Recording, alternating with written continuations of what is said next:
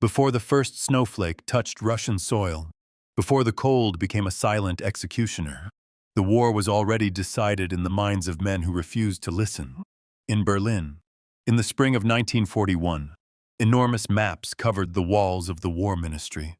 Red lines stretched eastward like arrows drawn by gods. To the men studying those maps, the Soviet Union was nothing more than a decaying giant, ready to collapse with a few precise blows. They spoke of weeks, some even whispered of days. The word winter never entered the conversation. It was treated as a superstition, something that only frightened the weak or the foolish. The German military machine had crushed Poland in 27 days. France had fallen in 6 weeks. Surely the Soviets, with their purges and their peasant armies, would crumble even faster. The generals looked at their maps and saw only opportunity. They saw vast territories waiting to be conquered, resources waiting to be claimed, an enemy waiting to surrender. What they didn't see was the distance. The real distance, not the centimeters on their maps, but the thousands of kilometers of bad roads, broken bridges, endless forests, and hostile terrain that separated Berlin from Moscow. In a cramped office overlooking Wilhelmstrasse, Hauptmann Werner Steiner stood at attention as his new orders were read aloud. He was 37 years old, a veteran of both Poland and France, with the Iron Cross Second Class pinned to his chest. His uniform was immaculate. His boots gleamed. His confidence was absolute. He had earned his reputation through competence and courage. In Poland, his company had been among the first to reach Warsaw. In France, they had driven through the Ardennes when everyone said it was impossible. Now he was being given another impossible task, and he believed completely that he would accomplish it. The major behind the desk spoke without looking up. Your company moves out June 15th. You'll be attached to Army Group Center. Objective: Smolensk. Then Moscow. Expected duration: 8 weeks. Questions. Werner had only one. Winter clothing allocations. Sir. The major finally looked up. His expression was somewhere between amusement and irritation. You won't need them. You'll be home by Christmas. Dismissed. Werner saluted and turned to leave. As he reached the door, the major called after him. Steiner, one more thing. There's a veteran being assigned to your unit. Feldwebel Otto Braun, 52 years old, served on the Eastern Front in the last war. Some of the men might find him pessimistic. Keep an eye on him? Werner nodded. He had no patience for pessimists. This war was going to be won by speed, by steel, by the superiority of German tactics and German will. There was no room for doubt. Doubt led to hesitation. Hesitation led to defeat. And Werner Steiner did not lose. Outside, Berlin was warm. The chestnut trees were in bloom. Couples walked arm in arm through the Tiergarten. Children chased each other around the fountains. The city felt invincible, drunk on 2 years of unbroken victories. Werner walked to the nearest cafe and ordered schnapps. He drank alone, studying the small notebook where he kept tactical notes. Russia would be different from France. Yes, larger, harsher terrain. But larger also meant more room to maneuver, more opportunities for encirclement. The Soviets would break, just like everyone else. They had to. The alternative was unthinkable. The alternative meant a long war, a war of attrition, a war that Germany couldn't win. But Werner pushed that thought away. The Führer and the High Command had studied all the intelligence. They knew what they were doing. They had to. He never ordered a second drink. He had packing to do, 200 kilometers away. In a village near Dresden, Obergefreiter Klaus Zimmermann sat at his family's kitchen table, writing a letter by candlelight. He was 19 years old, blonde-haired and sunburned from working his father's fields. The army had called him up 3 months earlier. Now he was heading east, and he wanted his mother to understand why. Or perhaps he was trying to convince himself. Dear Mutti, he wrote, his handwriting careful and deliberate. I know you worry, but this is what we trained for. The officers say it will be quick. 6 weeks, maybe 8. By harvest time, I'll be home, and when I come back, I'll have stories to tell. I'll have done something that matters. I'll have made you proud. He paused, chewing the end of his pen. Through the window, he could see the fields he had plowed since he was old enough to hold the reins. His father had died 2 winters ago. His older brother was already in the Wehrmacht, stationed in Norway. Klaus was the last man in the house. Leaving felt like abandonment, but staying felt like cowardice. He thought about his father, who had fought in the trenches of the Western Front and come home with lungs ruined by gas. His father had never talked about the war, never shared stories, just coughed through long winter nights and stared at nothing. Klaus used to wonder why. Now he was about to find out. He finished the letter with a promise. I'll be careful. Mutti, I'll come home. I swear it. The next morning, his mother walked him to the train station. She didn't cry. She kissed his forehead and pressed a small wooden cross into his hand. Your father carried this in the last war, she said. It kept him alive until the influenza took him. Maybe it will keep you alive too.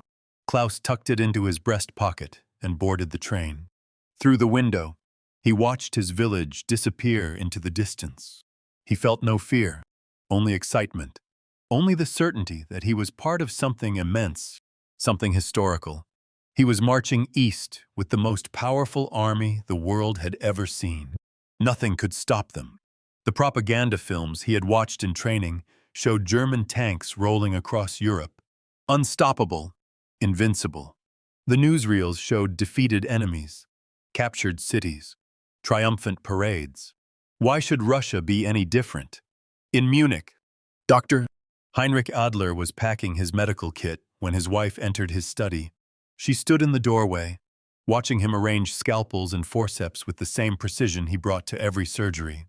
He was 44 years old, bald, with the thick glasses of a man who had spent his life reading medical texts under lamplight.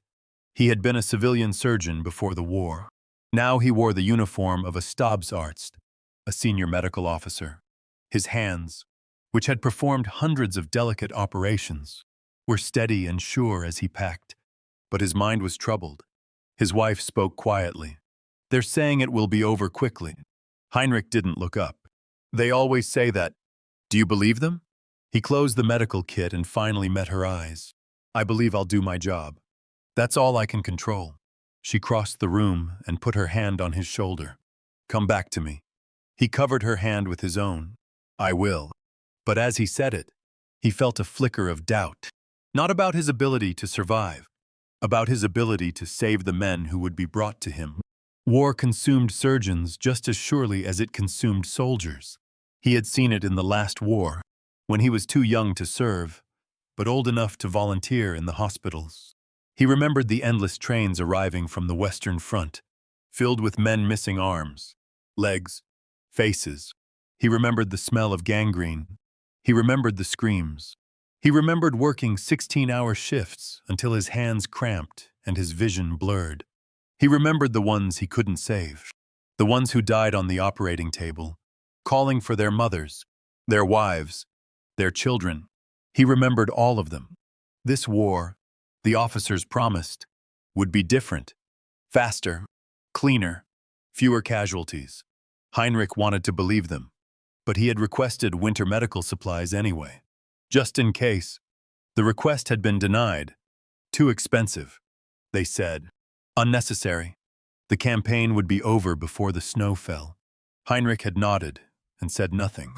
But that night, he wrote to contacts in Munich, colleagues from university, and placed private orders for frostbite kits, thermal blankets, and extra morphine. He paid with his own savings. His wife didn't know. He didn't want to worry her more than she already was. But he packed extra morphine anyway, just in case. On the outskirts of Hamburg, Feldwebel Otto Braun stood in his small apartment, staring at a photograph yellowed with age. It showed a young man in an Imperial German uniform, standing in the snow somewhere in Russia. The year was 1917. The young man was Otto, 30 years younger, before the lines in his face had deepened into permanent scars. Beside him in the photograph stood 3 other soldiers. All of them were smiling. 2 of them had frozen to death that winter. The third had been shot by a Bolshevik sniper during the retreat. Otto remembered their names. He remembered all their names. Hans Müller, who had played the harmonica and made everyone laugh. Friedrich Bauer, who carried a picture of his sweetheart and showed it to anyone who would look.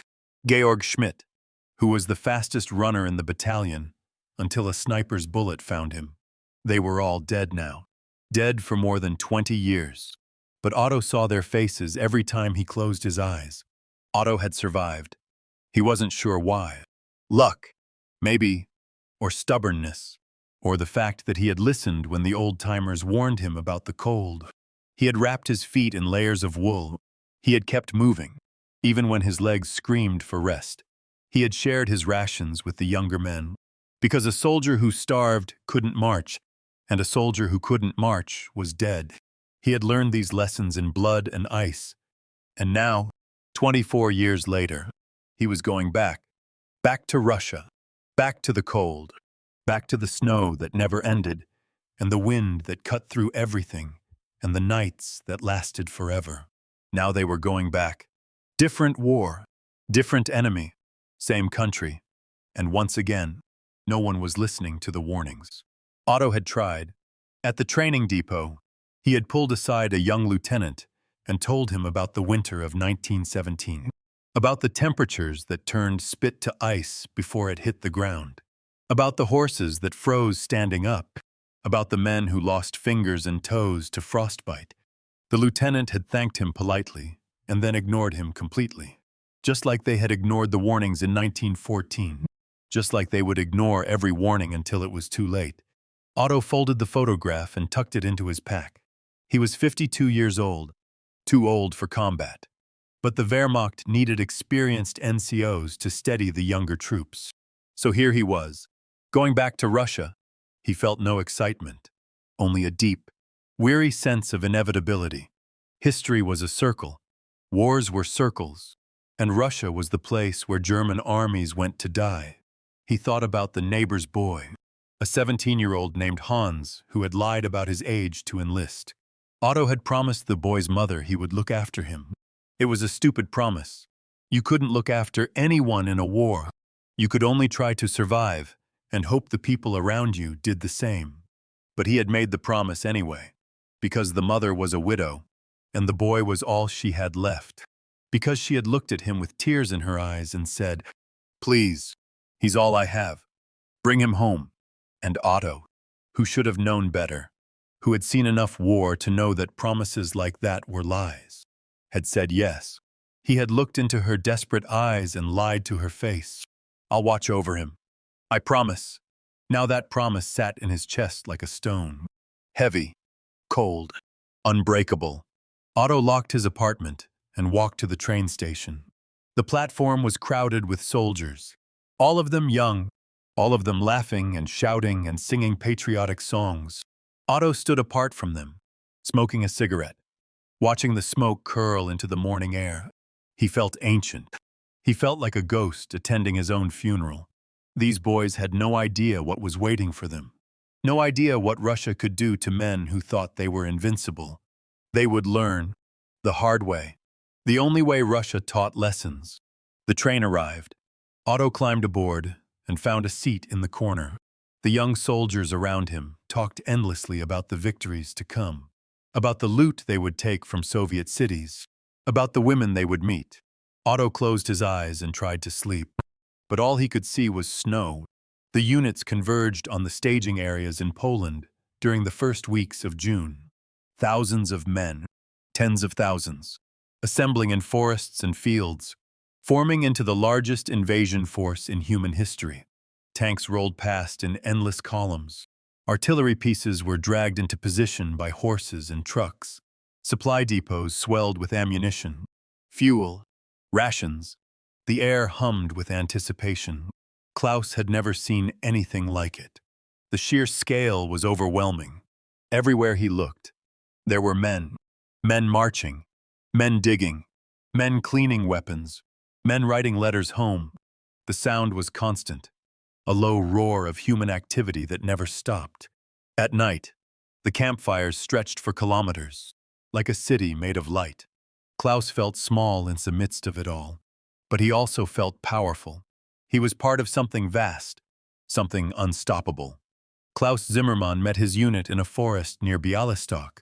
They were young men like him, farmers and factory workers and shop clerks, most of them drafted within the last year. Their officer was Hauptmann Steiner, a stern-faced man who addressed them with clipped efficiency. "You are now part of the 267th Infantry Division. Our objective is to advance as rapidly as possible, encircle enemy units, and prevent their retreat. Speed is everything. Hesitation is death. Follow orders. Stay with your squad, and we will be in Moscow before the leaves fall." The men cheered. Klaus cheered with them. He felt invincible. Steiner looked like a man who knew what he was doing. His uniform was perfect, his bearing confident.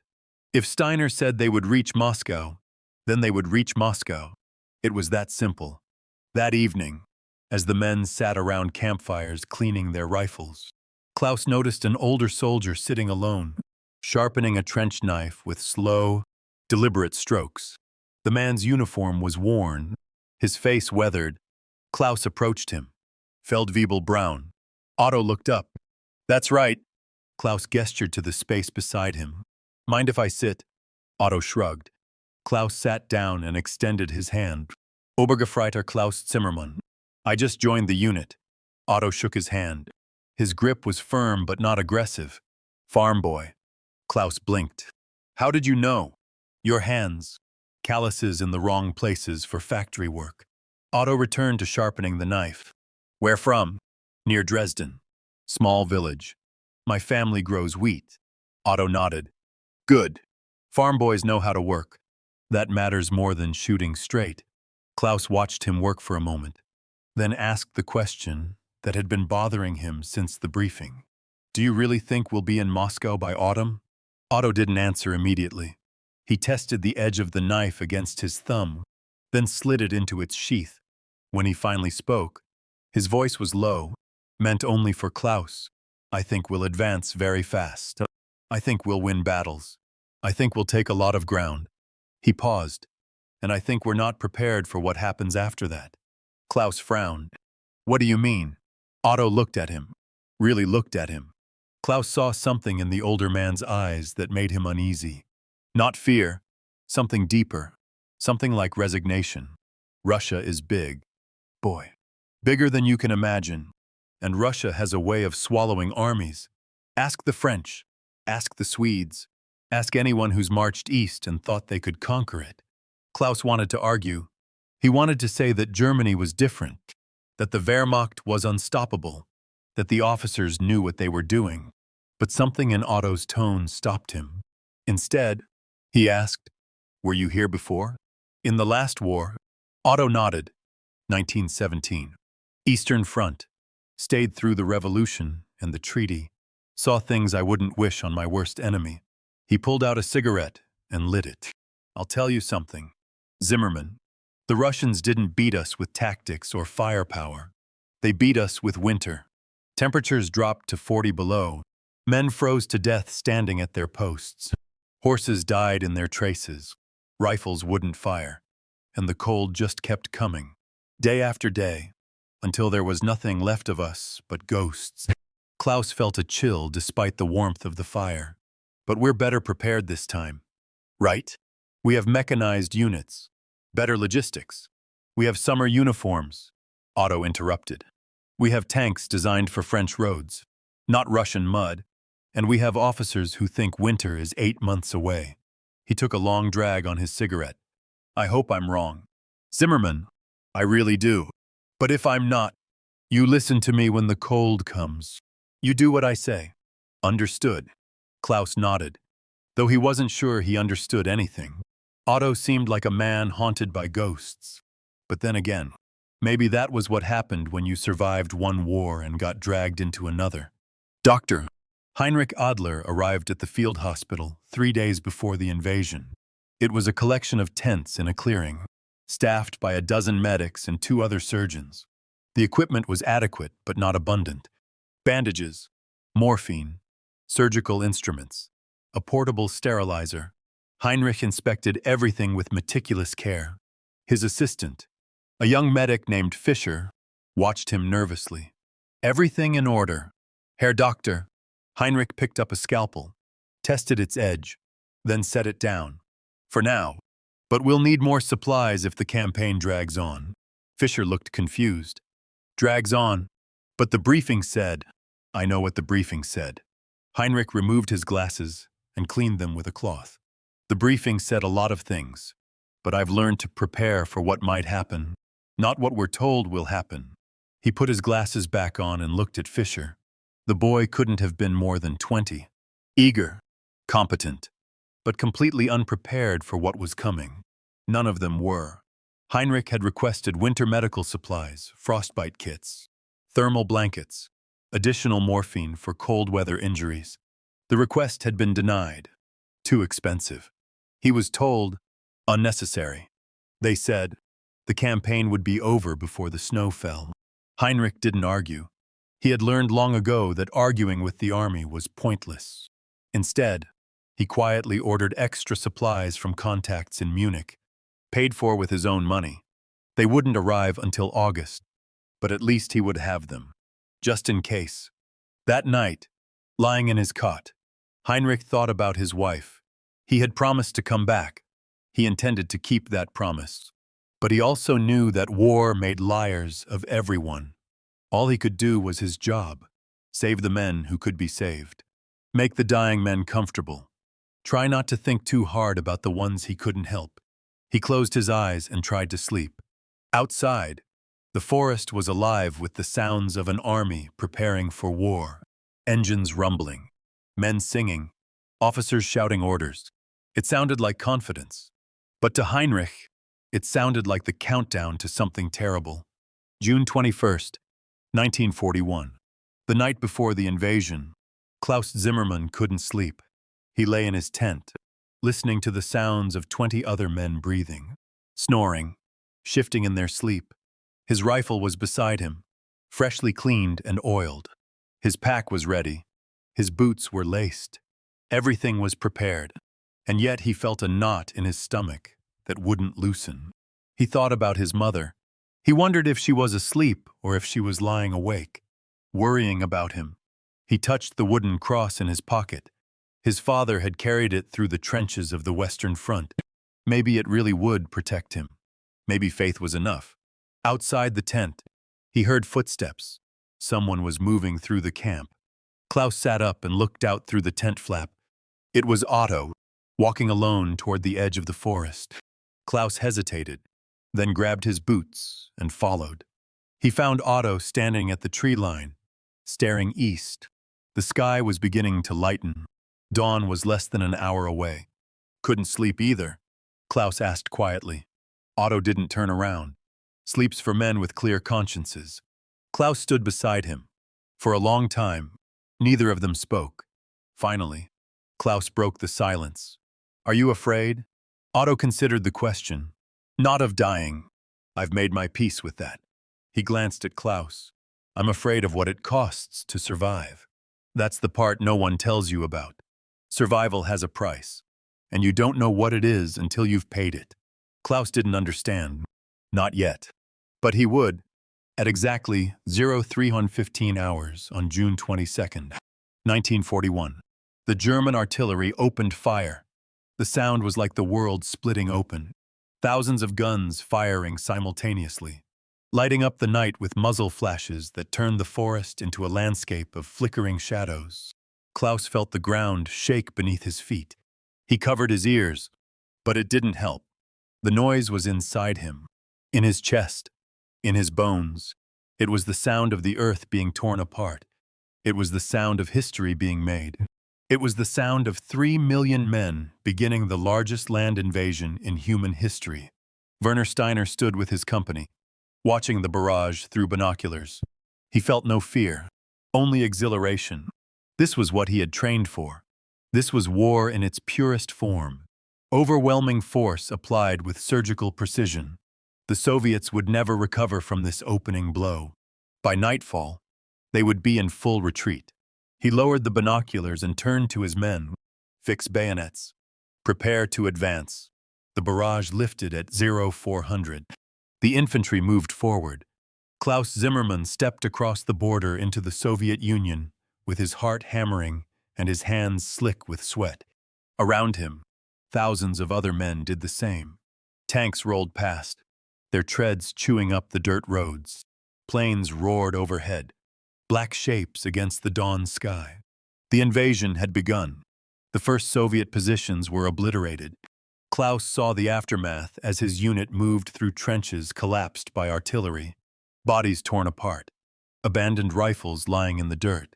Some of the Soviets were still alive, crawling through the rubble, calling for help in a language Klaus didn't understand. His squad moved past them. There was no time for prisoners. Not yet. By midday, Klaus had fired his rifle 3 times. He had no idea if he hit anyone. The fighting was chaotic, disorganized. Soviet units appeared and disappeared like ghosts. Some fought to the death. Others surrendered immediately. Klaus's squad captured 15 prisoners before noon. They were young men, most of them poorly equipped, some without boots. They looked terrified. Otto was the one who organized them into a column and sent them to the rear. Klaus watched him work, calm and efficient, showing no anger or cruelty. One of the prisoners, a boy who couldn't have been more than 16, was crying. Otto gave him a canteen of water. The boy drank and stopped crying. Klaus asked later, "Why did you do that?" Otto shrugged. "Because he was thirsty. He's the enemy. He's a conscript. Just like you." Otto glanced at him. "Don't waste your hate on boys who didn't choose to be here. Save it for the people who sent them." By evening, Klaus's unit had advanced 30 kilometers. They stopped in a village that had been abandoned hours earlier. The houses were intact but empty.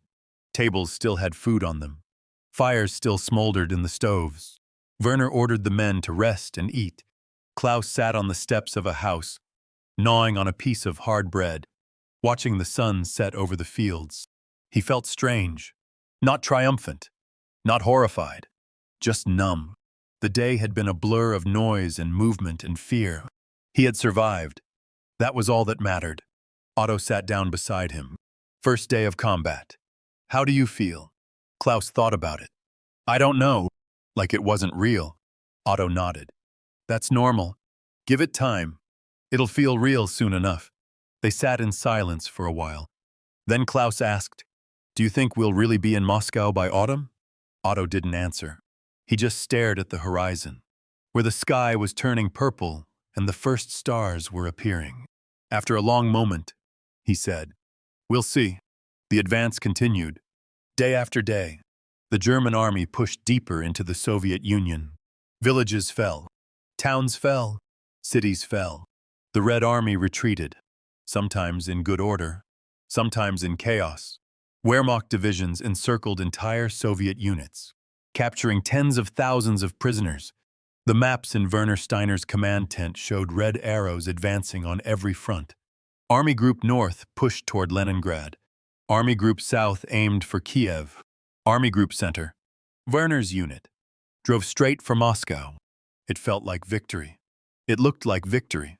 And yet something was wrong. Werner couldn't quite put his finger on it. The victories were real. The numbers were staggering. But the war wasn't ending. The Soviets kept fighting. New units appeared to replace the ones that were destroyed. The retreat never became a rout.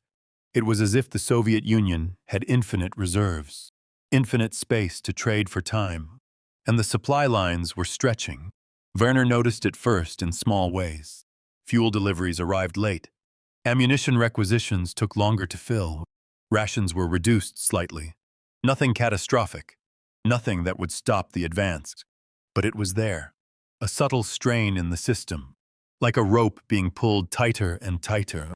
He mentioned it to his superiors. They dismissed his concerns. Temporary logistics bottlenecks. They said, "Nothing to worry about. Keep advancing." So Werner kept advancing. And the rope kept getting tighter. Klaus Zimmermann wrote letters home whenever he had the chance. He told his mother about the villages they passed through, about the endless fields of sunflowers, about the strange food the locals ate. He didn't tell her about the bodies. He didn't tell her about the burning houses. He didn't tell her about the nightmares. The letters got shorter as the weeks passed. There was less to say. Or maybe there was too much to say, and no way to say it. In late July, Klaus's unit stopped for 3 days in a forest to wait for supplies. The men were exhausted. They slept in shifts, washed their clothes in a nearby stream, cleaned their rifles. Klaus sat with Otto under a tree, watching the younger soldiers play cards. "How far have we come?" Klaus asked. Otto pulled out a map and traced their route with his finger. "About 400 kilometers from the border. Maybe more." Klaus stared at the map. The distance looked immense, and yet Moscow was still far away. "Russia is big. I told you that. I didn't believe you." Otto folded the map. Most people don't. Not until they see it for themselves. He lit a cigarette. "You know what the problem is with maps? They lie. They make everything look close. They make everything look manageable. But a centimeter on a map is 50 kilometers of bad roads and broken bridges and forests that go on forever. You can't conquer that with tanks and planes. You have to march through it, and marching takes time." Klaus picked up a stick and drew patterns in the dirt. "Do you think we'll make it to Moscow?" Otto exhaled smoke slowly. "Maybe, but even if we do, then what? We take the city, then what? Russia doesn't end at Moscow. It keeps going, thousands of kilometers, and winter is coming." He looked at Klaus. "I'm not trying to scare you. I'm trying to prepare you. There's a difference." Klaus nodded. He was starting to understand. Otto wasn't a pessimist. He was a realist. And reality, Klaus was learning, was far more complicated than the officers made it sound. Dr. Heinrich Adler worked 16-hour days. The wounded arrived in trucks, in carts, sometimes on foot. Gunshot wounds, shrapnel injuries, burns, broken bones. Heinrich treated them all with the same methodical precision. His hands were steady. His mind was clear. But at night, when the surgery was done and the patients were sleeping or dying, he felt the weight of it pressing down on him. He wrote to his wife every few days. The letters were short, carefully worded to avoid the censors. "I am well. The work is demanding, but manageable. I think of you often. I will be home soon." He didn't tell her about the young lieutenant who bled out on the operating table because the blood supply ran low. He didn't tell her about the private who lost both legs and begged Heinrich to let him die. He didn't tell her that he was starting to feel like a butcher instead of a surgeon. In early August, a supply convoy arrived with medical equipment. Heinrich inspected the shipment and felt his stomach sink. No winter supplies. No frostbite kits. No thermal blankets. He called the supply officer over. "Where are the winter items I requisitioned?" The officer checked his clipboard. No winter supplies were authorized. "Herr Doctor, the campaign is expected to conclude before winter." Heinrich stared at him. "And if it doesn't?" The officer looked uncomfortable. "Then we'll requisition them later." Later might be too late. The officer shrugged. "Those are my orders, sir." Heinrich dismissed him and returned to his tent. He sat at his desk and wrote a letter to his contacts in Munich, doubling his private order. If the army wouldn't prepare for winter, he would, even if it cost him every pfennig he had saved. That night, he dreamed of snow. He woke up sweating. By September, the advance began to slow. Not because of enemy resistance, because of exhaustion. The men were tired. The vehicles were breaking down. The horses were dying from overwork. And the distances kept growing. Every objective that seemed close on the map turned out to be days away on foot. Werner Steiner stood in his command post, staring at the map with growing frustration. They were supposed to be in Smolensk by now. They were, but Moscow was still 300 kilometers away, and the calendar was turning. September meant October was coming. October meant November. November meant, he pushed the thought away. They would reach Moscow. They had to. Failure wasn't an option. But late at night, when the camp was quiet and Werner was alone with his thoughts, he couldn't shake the feeling that something fundamental had gone wrong. Not tactically, not operationally, something deeper. They had planned for a short war. They had brought supplies for a short war. They had equipped their men for a short war, and the war wasn't short. One evening in late September, as the air began to turn cold, Werner walked through the camp and found Otto Braun sitting by a fire, heating water in a tin cup. Werner sat down across from him. Feldwebel. Otto looked up. Hauptmann. Werner hesitated, then asked the question that had been bothering him for weeks. You served on the Eastern Front. In the last war. What was it like? Truly. Otto stirred his tea slowly. Truly. It was like drowning. Slowly. You think you can keep your head above water. You think if you just keep swimming, you'll reach the shore, but the shore keeps moving. And eventually, you realize you're not swimming. You're just deciding how you want to drown. Werner frowned. We're not drowning. We're winning. We were winning in 1917 too, right up until we weren't. This is different. Is it? Otto gestured toward the camp. Look around. Hauptmann. We're 700 kilometers from home. Our supply lines are stretched thin. The men are exhausted. The vehicles are falling apart. And we're still not in Moscow. He met Werner's eyes. And winter is 6 weeks away. Werner felt a flicker of anger. We have 6 weeks. That's enough. Otto set down his tea. Maybe, but what happens if it's not? What happens if we're still out here when the snow falls? Are we prepared for that? Werner wanted to say yes. He wanted to believe it. But he thought about the supply convoys that arrived late. The fuel shortages. The lack of winter clothing. The thin boots the men were wearing. And he felt, for the first time, a cold knot of fear in his gut. He stood up. We'll cross that bridge when we come to it. Otto nodded. That's what they said in 1917 too. Werner walked away. But Otto's words stayed with him. October arrived. The mornings were cold. Frost coated the grass. The men's breath came out in white clouds. Klaus Zimmermann woke up one morning and couldn't feel his toes. He stamped his feet, rubbed them, and the feeling came back. But it scared him. He looked down at his boots. They were the same boots he had been issued in June. Light leather, designed for summer, adequate for autumn. Maybe, but winter. He found Otto and showed him the boots. Otto examined them, his expression grim. These won't last a month in the cold. Klaus felt the knot of fear tighten. What do I do? Otto pulled a bundle of cloth from his pack. Wrap your feet in these wool strips. Change them twice a day, or they'll get damp and make things worse. And when we take a village, find warmer boots. Civilian boots, Russian boots, anything thicker than what you have now. Klaus took the cloth. Is it really going to be that bad? Otto looked at him. It's going to be worse than you can imagine. And it's going to happen soon.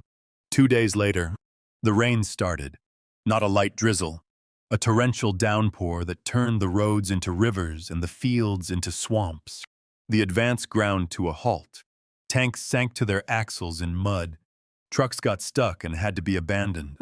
Horses slipped and broke their legs. The men trudged through the muck, their uniforms soaked, their boots caked with thick, sticky clay. Klaus had never seen anything like it. The mud seemed alive, grasping at his legs, pulling him down with every step. His rifle got clogged with it. His pack felt like it weighed 100 kilograms, and the rain kept falling. Werner Steiner stood in the middle of the road, watching a panzer tank spin its treads uselessly, spraying mud in every direction.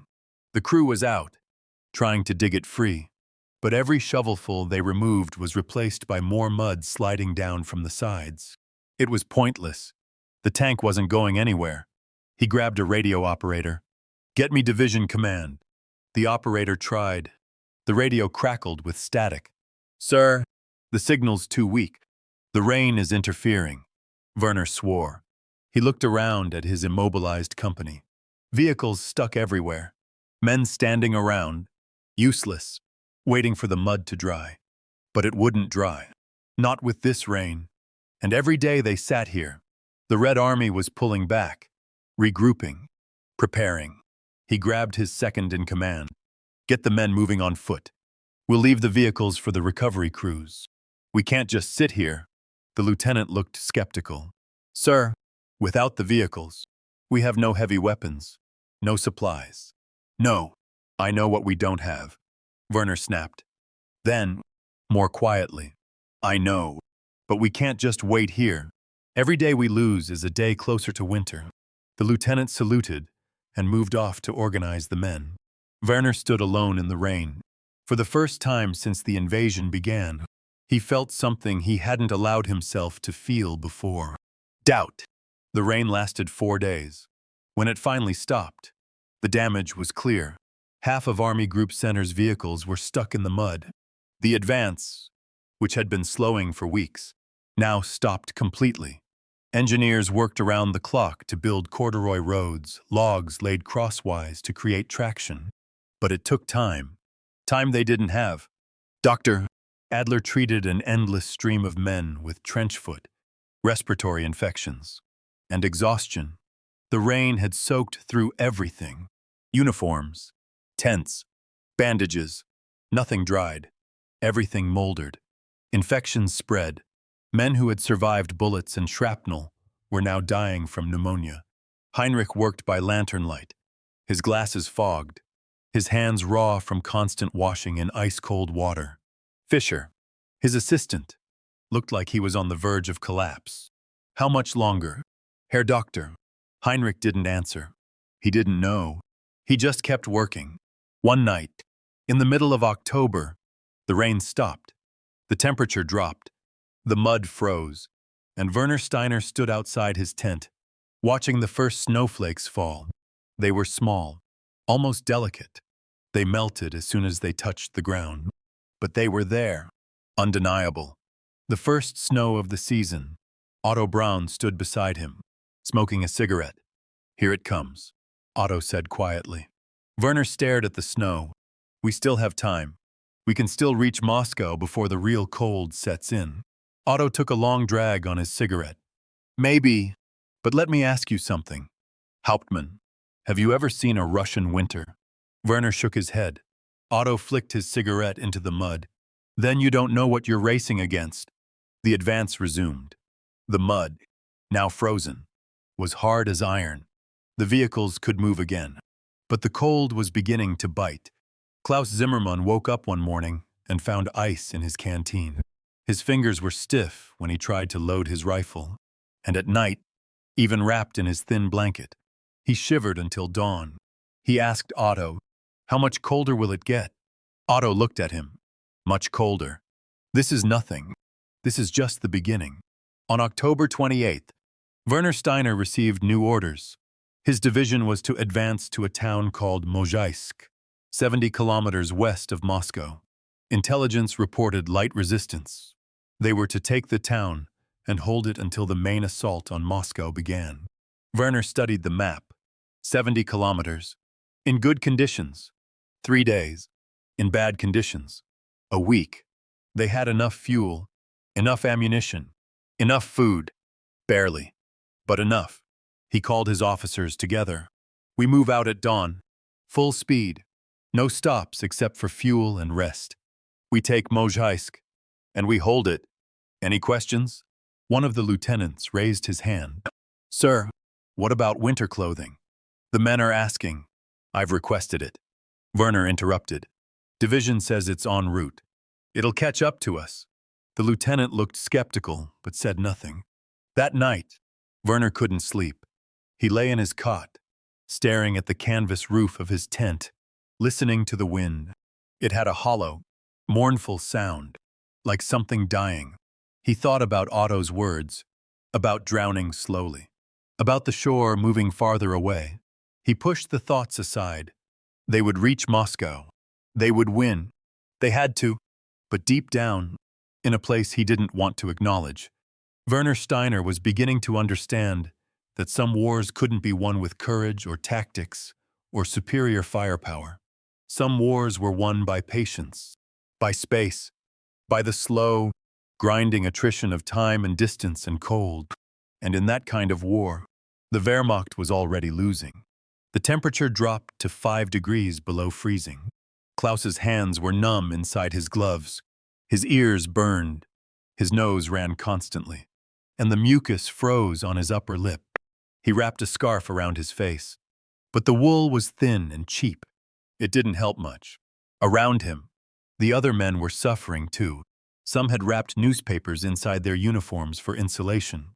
Others had torn strips from captured Soviet blankets. A few had managed to scavenge warmer coats from abandoned houses. But most, like Klaus, just endured. They reached Moshaïsk on November 3rd. The town was half destroyed, shelled by both sides. Soviet troops had pulled back 2 days earlier, leaving behind booby traps and a few snipers. Werner's company cleared the town in 6 hours. Casualties were light, 5 wounded, 1 dead. That night, the men took shelter in the buildings that still had roofs. Klaus found a spot in a cellar with Otto and a few others. Someone had built a small fire using broken furniture. They huddled around it, trying to absorb what little warmth it provided. Klaus held his hands over the flames. They were red and chapped. The skin on his knuckles was cracked and bleeding. "This is only November," he said quietly. "What happens in December?" Otto poked the fire with a stick. "In December, it gets cold enough to kill you in your sleep. In January, it gets cold enough to kill you while you're walking. And in February, if you're still alive. You pray for March." One of the other soldiers laughed nervously. "You're joking, right?" Otto looked at him. "Do I look like I'm joking?" The laughter died. The men sat in silence, staring at the fire. Klaus thought about his mother.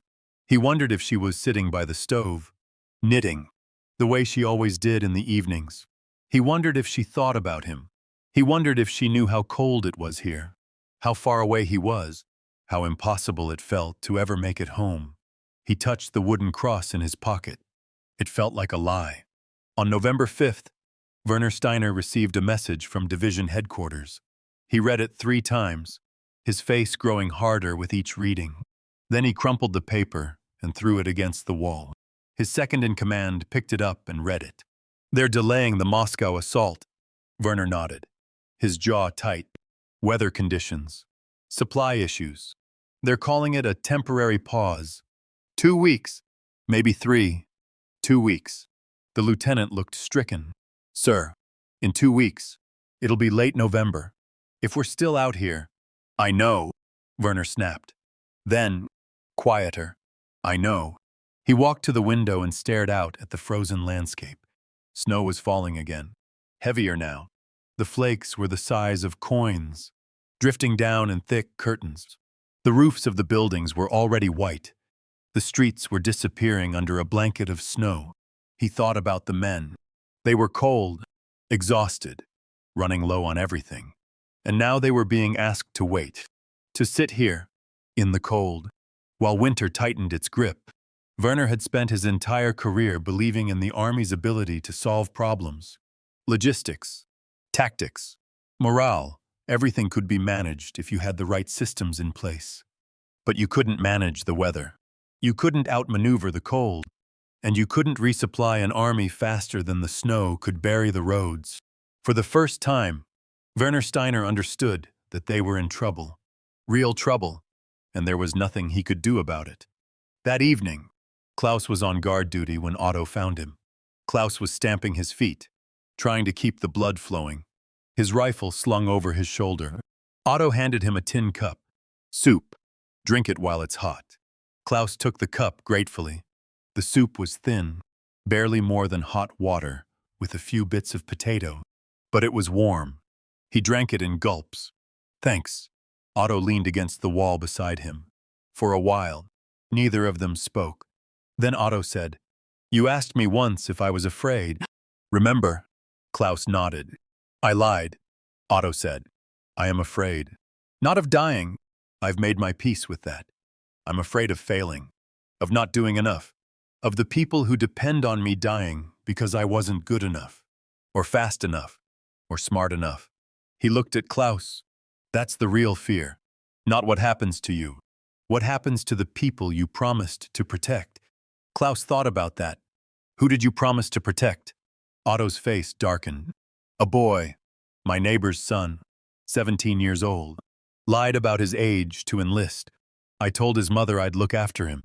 He pulled out a cigarette, but didn't light it. He's in another unit. Don't even know if he's still alive. But I promised.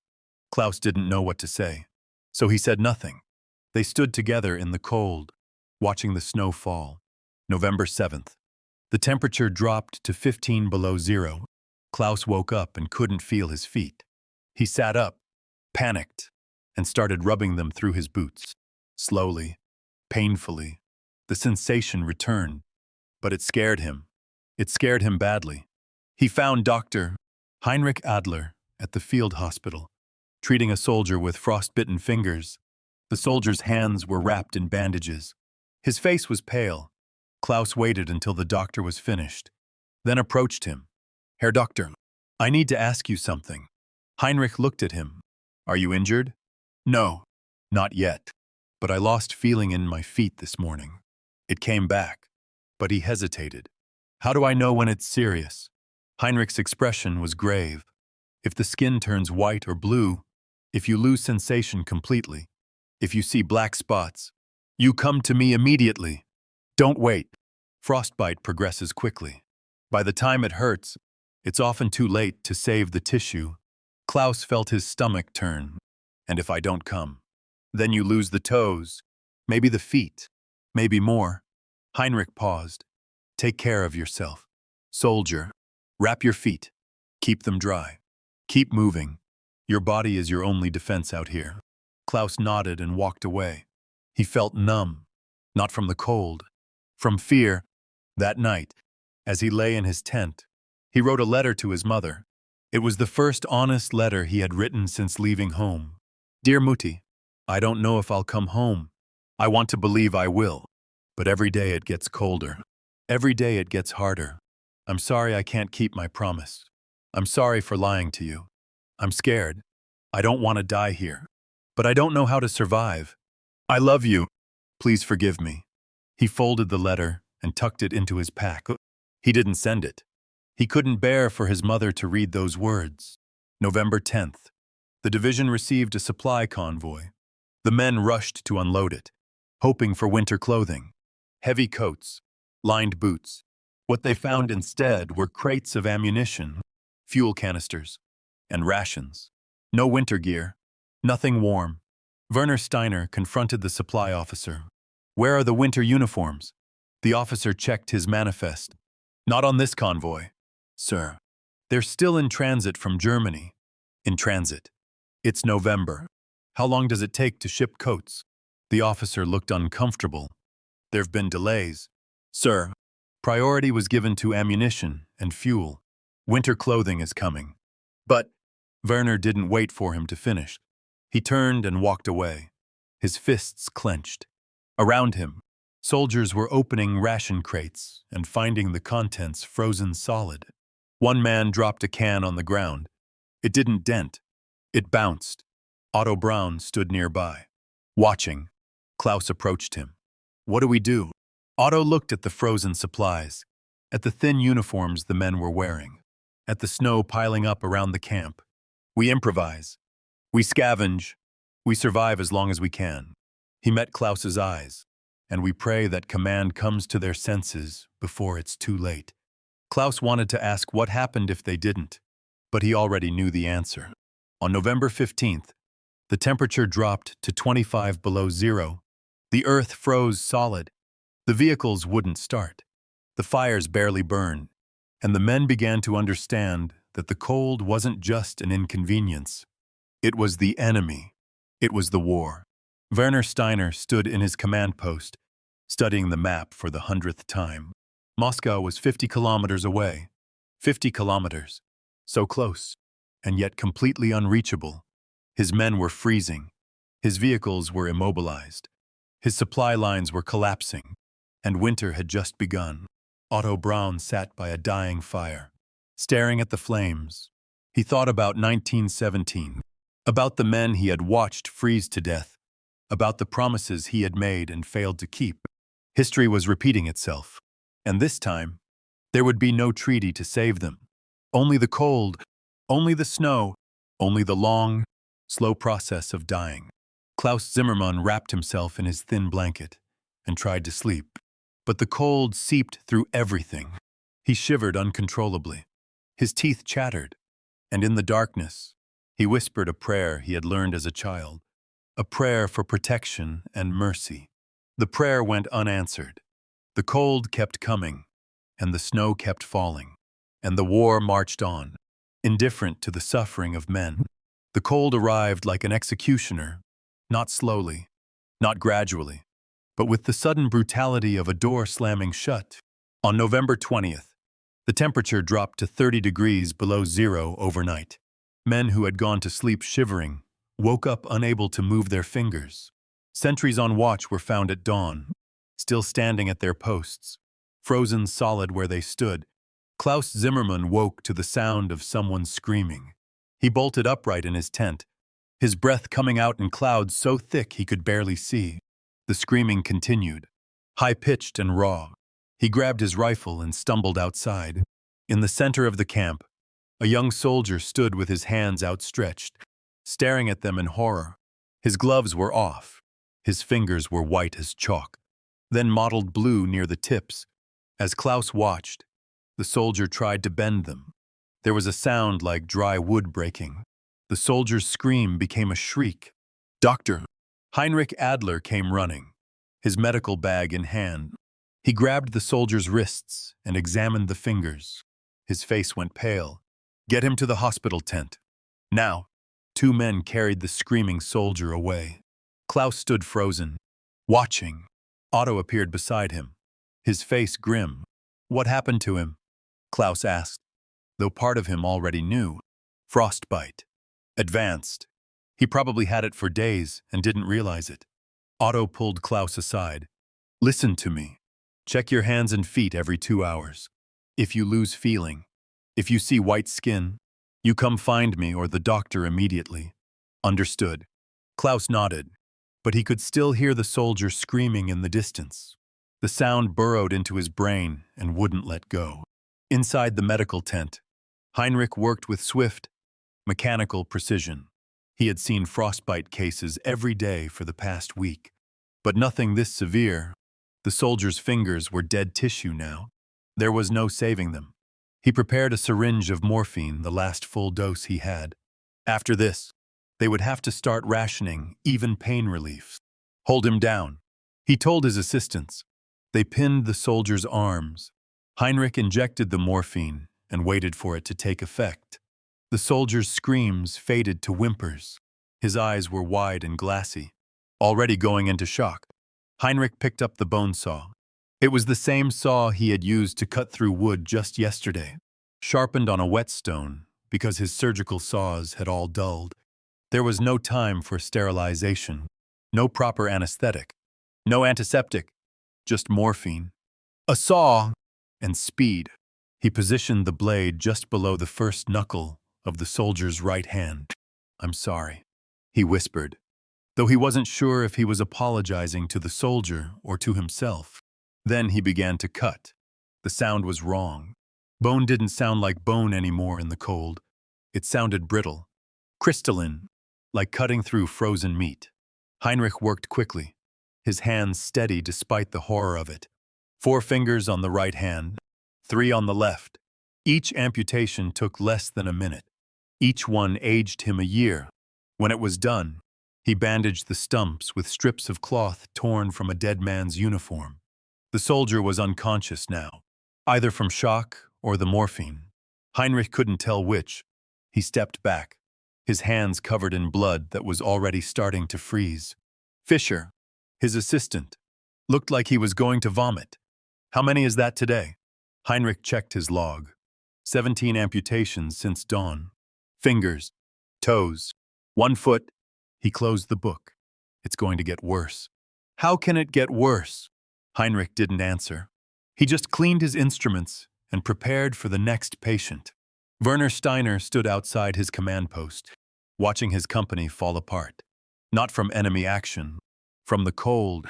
In the past 48 hours, he had lost 23 men to frostbite, another 15 to hypothermia, 6 more to accidents, men who moved too slowly in the cold, who made mistakes because their brains weren't getting enough oxygen, who fell and broke bones that should have healed but wouldn't in these temperatures. And they hadn't fired a shot at the enemy in a week. His second-in-command approached, his face wrapped in a scarf torn from a tablecloth. "Sir, the morning report." Werner took the paper. The numbers were devastating. 40% of the vehicles wouldn't start. The oil in the engines had turned to sludge. 60% of the heavy weapons were inoperable machine guns, frozen. Mortars cracked from the cold. Ammunition reserves were adequate. But half the men couldn't fire their rifles because the bolts were seized shut. "What about rations? We have enough food for 3 days. Maybe 4 if we cut portions." Werner crumpled the report. "And winter clothing." The lieutenant hesitated. Still no word from division. "Sir." Werner wanted to scream. He wanted to rage at the stupidity, the incompetence, the criminal negligence that had left his men freezing to death in summer uniforms. But rage required energy, and he had none left. He just nodded. Dismissed. The lieutenant left. Werner stood alone, staring at the frozen landscape. Moscow was 40 kilometers away. They could see the spires of the city on clear days, tantalizing and unreachable. So close. And yet, it might as well have been on the moon. He thought about his wife, about his children, about the life he had left behind in Germany, the life that felt like a dream now. He wondered if he would ever see them again. He wondered if this frozen wasteland would be his grave. He pushed the thoughts away. An officer didn't think like that. An officer led. An officer found solutions. But as he stood there in the bitter cold, Werner Steiner couldn't think of a single solution that didn't involve a miracle. And miracles didn't happen in Russia. Klaus's hands had been numb for 2 days. He followed Otto's advice, checking them constantly, wrapping them in rags, keeping them moving. But the numbness persisted. It wasn't painful. That was what scared him. He remembered what Dr. Adler had said. By the time it hurts, it's often too late. He was on duty, standing watch at the edge of the camp, when he felt something strange in his right hand, a tingling sensation. Then nothing. He pulled off his makeshift glove and looked at his fingers in the dim morning light. 3 of them were white, bone white, like marble. He touched his index finger with his left hand. He felt the pressure, but there was no sensation in the finger itself. No warmth, no cold, nothing. Panic surged through him. He began rubbing the finger, trying to force blood back into it. The skin felt strange under his touch, hard, inflexible. He bent the finger to test it. There was a snap, sharp and clear, like breaking a twig. Klaus stared in horror at his hand. His index finger was bent at an impossible angle, just above the middle knuckle. There was no pain, no blood, just his finger, broken, dangling uselessly. He felt his legs go weak. The world tilted. He sank to his knees in the snow and stared at his hand, unable to process what he was seeing. This couldn't be real. This couldn't be happening. Not to him. Not like this. Zimmerman. Otto's voice cut through the fog. Klaus looked up.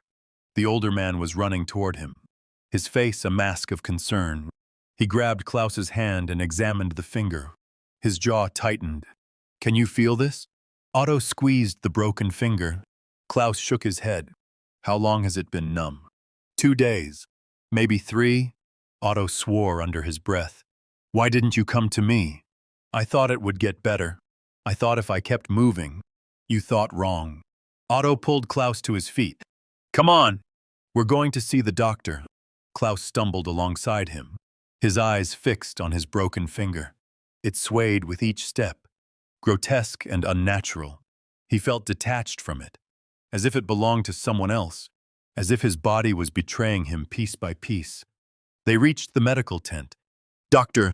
Adler was bent over another patient, working by the light of a kerosene lamp. He looked up when they entered, saw Klaus's hand, and his shoulders sagged. "Sit down." Klaus sat.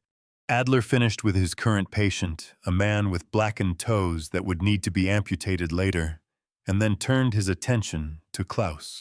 He examined the finger carefully, gently. "Can you feel this?" "No." "This?" "No." Adler sighed. The tissue is dead, frozen solid. I need to remove it before gangrene sets in. Klaus felt his stomach drop. Remove it. You mean amputate? Yes. Adler's voice was clinical. Matter of fact. It's a simple procedure. The finger is already dead, so you won't feel it. I'll cut below the break, clean the wound, and bandage it. You'll be back on duty within the hour. Klaus couldn't speak. He just nodded. Adler turned to his assistant. Fischer, prepare the instruments. We're out of morphine. Herr Doctor. Adler closed his eyes for a moment. When he opened them, they were hard. Then we do it without. He picked up a scalpel. Klaus watched as if from a great distance. This wasn't happening to him. This was happening to someone else. Some other soldier in some other war. The blade cut through the dead flesh easily. Klaus felt nothing, just pressure as Adler worked. There was a final snap as the bone separated. Then Adler held up the severed finger. You're the fifth today, he said quietly. And it's not even noon. He dropped the finger into a bucket. It landed with a soft thud. Klaus stared at the bucket. His finger was in there. Part of him was in a bucket. Discarded like trash. Adler bandaged the stump. Keep it clean. Keep it dry. And for God's sake, take care of your other fingers. You can live without one. You can't live without all of them. Klaus walked out of the tent in a daze. Otto was waiting outside, smoking a cigarette. How do you feel? Klaus looked at his bandaged hand. I don't know. That's normal. Is it? Klaus's voice cracked. Is it normal to watch yourself disappear piece by piece? Is it normal to know that tomorrow it might be another finger, or a toe, or he couldn't finish? Otto took a long drag on his cigarette. No, it's not normal. Nothing about this is normal. But it's real, and you're going to have to accept it if you want to survive. Klaus wanted to cry, wanted to scream, wanted to run, but there was nowhere to go. No escape, only the cold, pressing in from all sides, waiting to take another piece of him. I want to go home, he whispered. Otto put a hand on his shoulder. I know, so do I. They stood together in the bitter wind, two men trying to hold on to something that was slipping away. Hope, maybe, or humanity, or just the will to keep going for one more day. The food ran out on November 23rd. Not completely. There were still rations in the supply depot, but they were frozen solid. Cans of meat, rock hard, bread, like concrete, dried peas that would take hours to cook. If anyone could spare the fuel to boil water, the men tried everything. They built fires and held the cans over the flames, but the cans either stayed frozen or exploded from the pressure. They smashed bread with rocks, trying to break off pieces small enough to chew. Some men put frozen food inside their uniforms, trying to thaw it with body heat. It didn't work. The food stayed frozen, and the men got colder. Klaus hadn't eaten a full meal in 3 days. His stomach had stopped hurting. Now it just felt hollow, like a cave inside him. He moved slowly, conserving energy. Every action required thought. Every step required will. He fantasized about food constantly. Roast pork, potatoes, his mother's apple cake. The fantasies were so vivid he could almost smell them. Then he would open his eyes and see only snow. One afternoon, he and Otto were part of a patrol searching for supplies in a nearby village. They found an abandoned barn. Inside, frozen to the ground, was the carcass of a horse. It had been dead for weeks, maybe months. The flesh was black with freezer burn, the eyes long since taken by scavengers. Otto pulled out his knife. Help me. With what? We're taking the meat. Klaus stared at him. It's rotten. It's frozen. Frozen meat doesn't rot. Otto knelt and began cutting. The blade scraped against the frozen hide. We cook it long enough. It'll be safe to eat. Klaus wanted to refuse, wanted to say it was beneath them, that they were soldiers of the Wehrmacht, not scavengers, but his stomach betrayed him. He knelt and helped Otto cut away chunks of frozen horse meat. They filled their packs. The meat was heavy, dead weight, but it was food, or close enough. That night, They boiled the meat over a fire made from broken furniture. It took hours. The water kept freezing at the edges of the pot. When the meat was finally cooked, it was gray and tough, with a taste that made Klaus gag. But he ate it. They all did. Because the alternative was starvation. One of the younger soldiers vomited after eating. Another developed dysentery that night and spent hours in the latrine trench, his body purging itself in the freezing darkness. But most of them kept it down, and in the morning, they were still alive. That was all that mattered now. Not dignity, not pride, just survival. Doctor, Adler's supplies dwindled to almost nothing. No morphine, no antiseptic, no proper bandages. He was using strips of cloth torn from the dead, boiled to sterilize them, then frozen stiff until he needed them. His surgical instruments were clean but dull. His hands were cracked and bleeding from constant washing in ice-cold water. He had performed 37 amputations in the past week. Fingers, toes, one entire foot, part of an ear. Each procedure was faster than the last.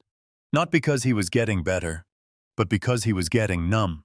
Emotionally numb, physically numb. His own fingers were showing the early signs of frostbite white spots, loss of sensation. He ignored them. There was work to do. One evening, a soldier was brought to him with both hands frozen solid. The man couldn't move his fingers, couldn't make a fist. The flesh was black up to the wrists. Adler examined him in silence. Then he called his assistant. Fischer, prepare for bilateral amputation. The assistant stared at him. Both hands. But Herr Doctor, how will he survive with gangrenous hands? He won't. Now prepare the instruments. They worked by lamplight. Adler cut through the wrists, bone and tendon and frozen flesh. The soldier, sedated with vodka stolen from a ruined house, moaned but didn't scream. When it was done, Adler bandaged the stumps and stepped back. The soldier looked down at where his hands used to be. His face went blank. Not shocked. Not horrified. Just blank. Empty. Adler turned away. He couldn't look at that face. Couldn't bear the weight of what he had just done. He had saved the man's life. And in doing so, he had destroyed it. Later that night, Adler sat alone in his tent, staring at his own hands. They were shaking, not from the cold, from something deeper. He had taken an oath. First, do no harm. But what did that mean when the only choices were amputation or death? What did it mean when every decision led to suffering? He thought about his wife, about the promise he had made to come home. He wondered if the man who returned to her would still be the same man who left, or if the war had already cut away the parts of him that mattered, leaving only the shell. He closed his eyes, but he couldn't sleep. Behind his eyelids, he saw the face of the soldier, the empty, blank face of a man with no hands and no future. On November 28th, Klaus's rifle jammed during a routine weapons check. The bolt wouldn't move. He tried to force it, but it was frozen solid. He brought it to the company armorer, a gruff sergeant who had been complaining about frozen weapons for weeks. The sergeant examined it briefly. Oil's frozen. Happens to all of them now. Can you fix it? Fix it. The sergeant laughed bitterly. With what? We're out of winter-grade oil. We're out of solvents. We're out of everything. He tossed the rifle back to Klaus. Try pissing on it. Might melt the ice enough to get one shot off. Klaus stared at him. You're joking. Do I look like I'm joking? The sergeant turned back to his workbench, where a dozen other frozen rifles lay in pieces. Half the company can't fire their weapons, and the Russians know it. Klaus walked back to his position. Carrying a useless rifle, he felt naked, defenseless. The rifle was more than a weapon. It was a promise, a guarantee. As long as he had it, he had a chance. Without it, he was just meat waiting to freeze. That afternoon, during a guard rotation, the soldier next to Klaus decided to test his rifle. He aimed at a tree and pulled the trigger. There was a bang, but not a normal bang. A sharper, wronger sound. The rifle exploded in his hands. Klaus dove for cover instinctively. When he looked up, the soldier was on the ground, screaming. His right hand was gone. Not cut, not crushed. Gone, blown apart by the explosion. Blood sprayed across the snow, steaming in the cold air. Men came running. Doctor! Adler arrived within minutes, his medical bag in hand. He took one look at the soldier's hand and knew there was nothing to amputate. The explosion had done the work for him. He could only stop the bleeding and pray the soldier didn't die from shock. Klaus stood frozen, staring at the blood, at the pieces of flesh scattered across the snow, at the shattered rifle lying nearby. Otto grabbed his arm. Don't look. Don't think about it. Just keep moving. But Klaus couldn't move, couldn't think. All he could see was the explosion, replaying in his mind. That could have been him, should have been him. His rifle was just as frozen as the other soldiers. The only difference was timing. Luck. Nothing more. Why? He asked Otto. Why did it explode? Otto picked up a piece of the shattered rifle. Metal gets brittle in extreme cold. The firing mechanism freezes. The pressure builds. And when it finally releases, he tossed the piece aside. Boom! Klaus looked down at his own rifle. Suddenly it felt like a bomb in his hands. What do? We don't fire unless we have to, and we pray the Russians don't attack. Otto lit a cigarette with trembling hands. Because if they do, we're dead men. Werner Steiner stood in the command post, reading the latest intelligence report. Soviet activity had increased along the entire front. Reconnaissance patrols were more frequent, artillery fire more coordinated. They were preparing for something. He could feel it. He called his officers together. We need to assume a major attack is imminent. All units will fortify their positions. Dig trenches. Prepare firing lines. Set up machine gun nests. One of the lieutenants raised his hand. Sir, the ground is frozen solid. We can't dig trenches. We've tried. The pickaxes bounce off the earth. Werner felt his frustration boiling over. Then pile snow. Build ice walls. Use whatever you can find. We need defensive positions. Sir, with respect, half the men can't hold a rifle. A quarter can't even walk without assistance. How are we supposed to defend against a Soviet attack? Werner slammed his fist on the table. We do it because we have to. Because the alternative is death. He looked around at his officers, saw the exhaustion in their faces, the defeat in their eyes. He lowered his voice. I know the situation is desperate. I know the odds are against us, but we are soldiers of the Wehrmacht. We do not surrender. We do not quit. We fight until we can't fight anymore. Is that clear? Yes, sir. But Werner could see they didn't believe him. They were going through the motions, following orders out of habit rather than hope. Morale had collapsed. Discipline was eroding, and winter was only getting started. That night, Werner sat alone in his tent, staring at a letter from his wife. It had arrived 2 weeks ago, before the mail stopped coming. She wrote about the children, about rationing in Berlin, about how much she missed him. She ended the letter with a question. When are you coming home? Werner didn't know how to answer. He didn't know if he was coming home at all. The patrol went out on December 1st. 6 men, including Otto and Klaus, sent to scout Soviet positions 5 kilometers east. It was a routine mission. Routine, except for the cold, which had dropped to 40 below zero, except for the wind, which cut through their inadequate uniforms like knives, except for the fact that half of them couldn't feel their feet. They found the first body after an hour of walking. A German soldier, frozen upright, leaning against a tree. His eyes were open. His rifle was in his hands. He looked like he was on watch, but he had been dead for days. Otto checked the soldiers' tags. Infantry, 3rd Company, went missing 3 days ago. They moved on, found 2 more bodies a kilometer later, both frozen in sitting positions, huddled together as if trying to share warmth. Their faces were peaceful, almost serene, as if death had been a relief. Klaus felt his fear growing with each corpse they found. This was how it ended. Not in battle, not with honor, just freezing slowly, waiting for the end. They reached a small village, abandoned and burned. Otto led them through the ruins, checking each building. They found nothing. No Soviets. No supplies. Just emptiness and cold. As they prepared to head back, Otto stopped suddenly. He was staring at something in the snow. Klaus followed his gaze and saw a body. Another frozen soldier, but this one was smaller, younger.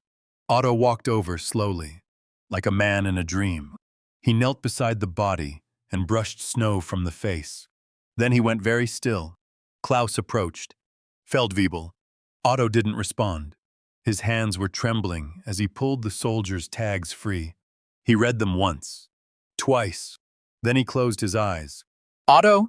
Klaus put a hand on his shoulder. Who is it? When Otto finally spoke, his voice was barely a whisper. Hans Dietrich. My neighbor's son. He looked up at Klaus, and Klaus saw something terrible in his eyes. Not just grief, guilt. I promised his mother I'd look after him. The boy couldn't have been more than 17. He was frozen in a half-sitting position, his back against a wall, his arms wrapped around himself. In his hands, clutched against his chest, was a photograph. Otto gently pried it free. It showed a woman middle-aged, smiling. Hans's mother. He died alone, Otto said. Cold, scared, probably calling for her. His voice broke. I promised I'd keep him safe. Klaus didn't know what to say. There were no words for this. No comfort that could ease this kind of pain. Otto stood slowly. He looked at the other men in the patrol. We're taking him back. We're not leaving him here. Feldwebel. We can't carry. We're taking him back. Otto's voice was sharp, final. They fashioned a stretcher from wooden planks and carried the frozen body back to camp. It took 4 hours. The body was heavy, frozen solid, awkward to carry. But no one complained. They could all see what this meant to Otto, and they all understood, in their own way, that this could be any of them. That someday, someone might be carrying their frozen corpse through the snow, and they hoped that person would care enough to bring them home. When they reached camp, Otto took the body to a small clearing behind the medical tent. He dug a grave with a pickaxe, chipping away at the frozen earth for hours. His hands bled. His shoulders screamed. But he kept digging. Klaus and a few others helped. By midnight, the grave was deep enough. They lowered Hans into the ground. Otto placed the photograph on his chest. Then he stood at the edge of the grave and spoke, his voice raw. I'm sorry. I'm sorry I wasn't there. I'm sorry I couldn't save you. I promised your mother, and I failed. He paused, struggling for words. But I won't forget you. I won't forget any of them. And when this is over, if I survive, I'll go to your mother. I'll tell her you were brave. I'll tell her you didn't suffer. I'll lie, because that's what she needs to hear. But I'll remember the truth. I'll carry it for both of us. They buried him, covered the grave with stones to keep animals away. Klaus said a prayer. Then they walked back to camp in silence. That night, Otto sat alone by a dying fire, staring into the flames. Klaus found him there hours later, still sitting, still staring. You should sleep. Klaus said, I can't. Why? Otto looked at him. His eyes were hollow. Because every time I close my eyes, I see his face. I see all their faces, and I wonder why I'm still alive when they're not. What makes me special? What makes me worthy of surviving when they die? He shook his head. I don't have an answer. Klaus sat beside him. He thought about his missing finger, about the rifle that could explode in his hands, about the cold that was slowly killing all of them. Maybe none of us are special. Maybe we're just lucky. Lucky. Otto laughed bitterly. You think this is luck? Living while everyone around you dies, carrying their faces with you for the rest of your life. He threw a stick into the fire. That's not luck. That's a curse. They sat together until dawn. Neither of them slept. Around them, the camp was silent except for the wind. And somewhere in the darkness, winter waited, patient and merciless, ready to claim more lives. The Soviet attack came on December 4th, not with a massive artillery barrage, Not with tanks rolling across the frozen steppe, but with silence and snow. White-clad figures emerged from the blizzard like ghosts. Ski troops, gliding across the snow with impossible speed. Siberian divisions, men who had grown up in the coldest reaches of the Soviet Union, who knew cold the way a wolf knows hunting. They wore thick fur coats. Their hands were wrapped in wool mittens. Their faces were covered with scarves, only their eyes visible, and their rifles worked perfectly. The first Klaus knew of the attack was the sound of shots. Not the crack of a single rifle, but a sustained volley. Then screaming, then chaos. He grabbed his rifle and tried to chamber a round. The bolt wouldn't move. He pulled harder. Nothing. The rifle was frozen solid. Useless. Around him, other men were having the same problem. Fumbling with frozen weapons, pulling triggers that wouldn't pull, working bolts that wouldn't work. The Soviets kept coming. Firing. Reloading. Firing again. Their weapons functioned flawlessly in the cold that had turned German rifles into clubs. Werner Steiner ran through the camp, shouting orders that no one could follow. Return fire. Establish a perimeter. Someone get the machine guns operational. But the machine guns were frozen too. The crews worked frantically, heating the mechanisms with torches. But it was too slow. By the time they got one gun working, the Soviets were already overrunning the outer positions. Klaus threw away his useless rifle and grabbed a shovel. If he couldn't shoot, he could swing. He crouched behind a snow barricade, waiting.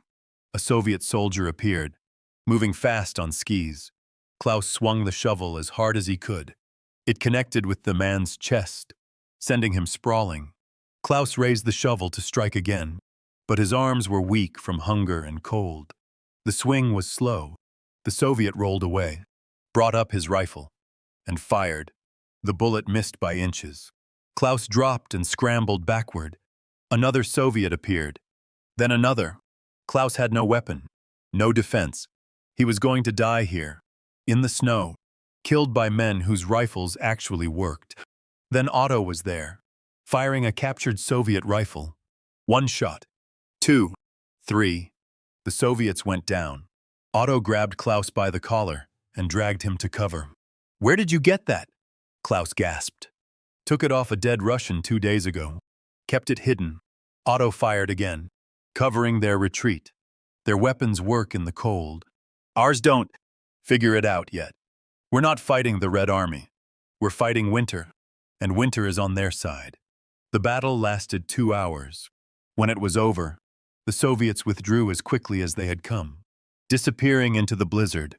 They left behind 30 German dead and twice as many wounded. German losses in the attack. Minimal, maybe 4 dead, a dozen wounded. But the message was clear. The cold had chosen a side. And it wasn't Germany. Werner stood in the ruins of the camp, surveying the damage, bodies in the snow, wounded men crying for help, destroyed equipment, frozen rifles scattered everywhere, useless relics of a war that had moved beyond them. His second-in-command approached. "Sir, we need to evacuate the wounded." "Evacuate them where?" "We're 50 kilometers from the nearest field hospital. They'll freeze to death on the way." "Then what do we do?" Werner had no answer. For the first time in his military career, he had absolutely no idea what to do. They couldn't fight. They couldn't retreat. They couldn't even keep their men alive from one day to the next. He looked at the eastern horizon, where Moscow's spires were barely visible through the snow. So close, so impossibly far. "We hold," he said finally. "We hold, and we pray for a miracle." But as he said it, Werner Steiner knew that prayers weren't going to save them. Nothing was going to save them. Winter had come, and winter was undefeated. Dr.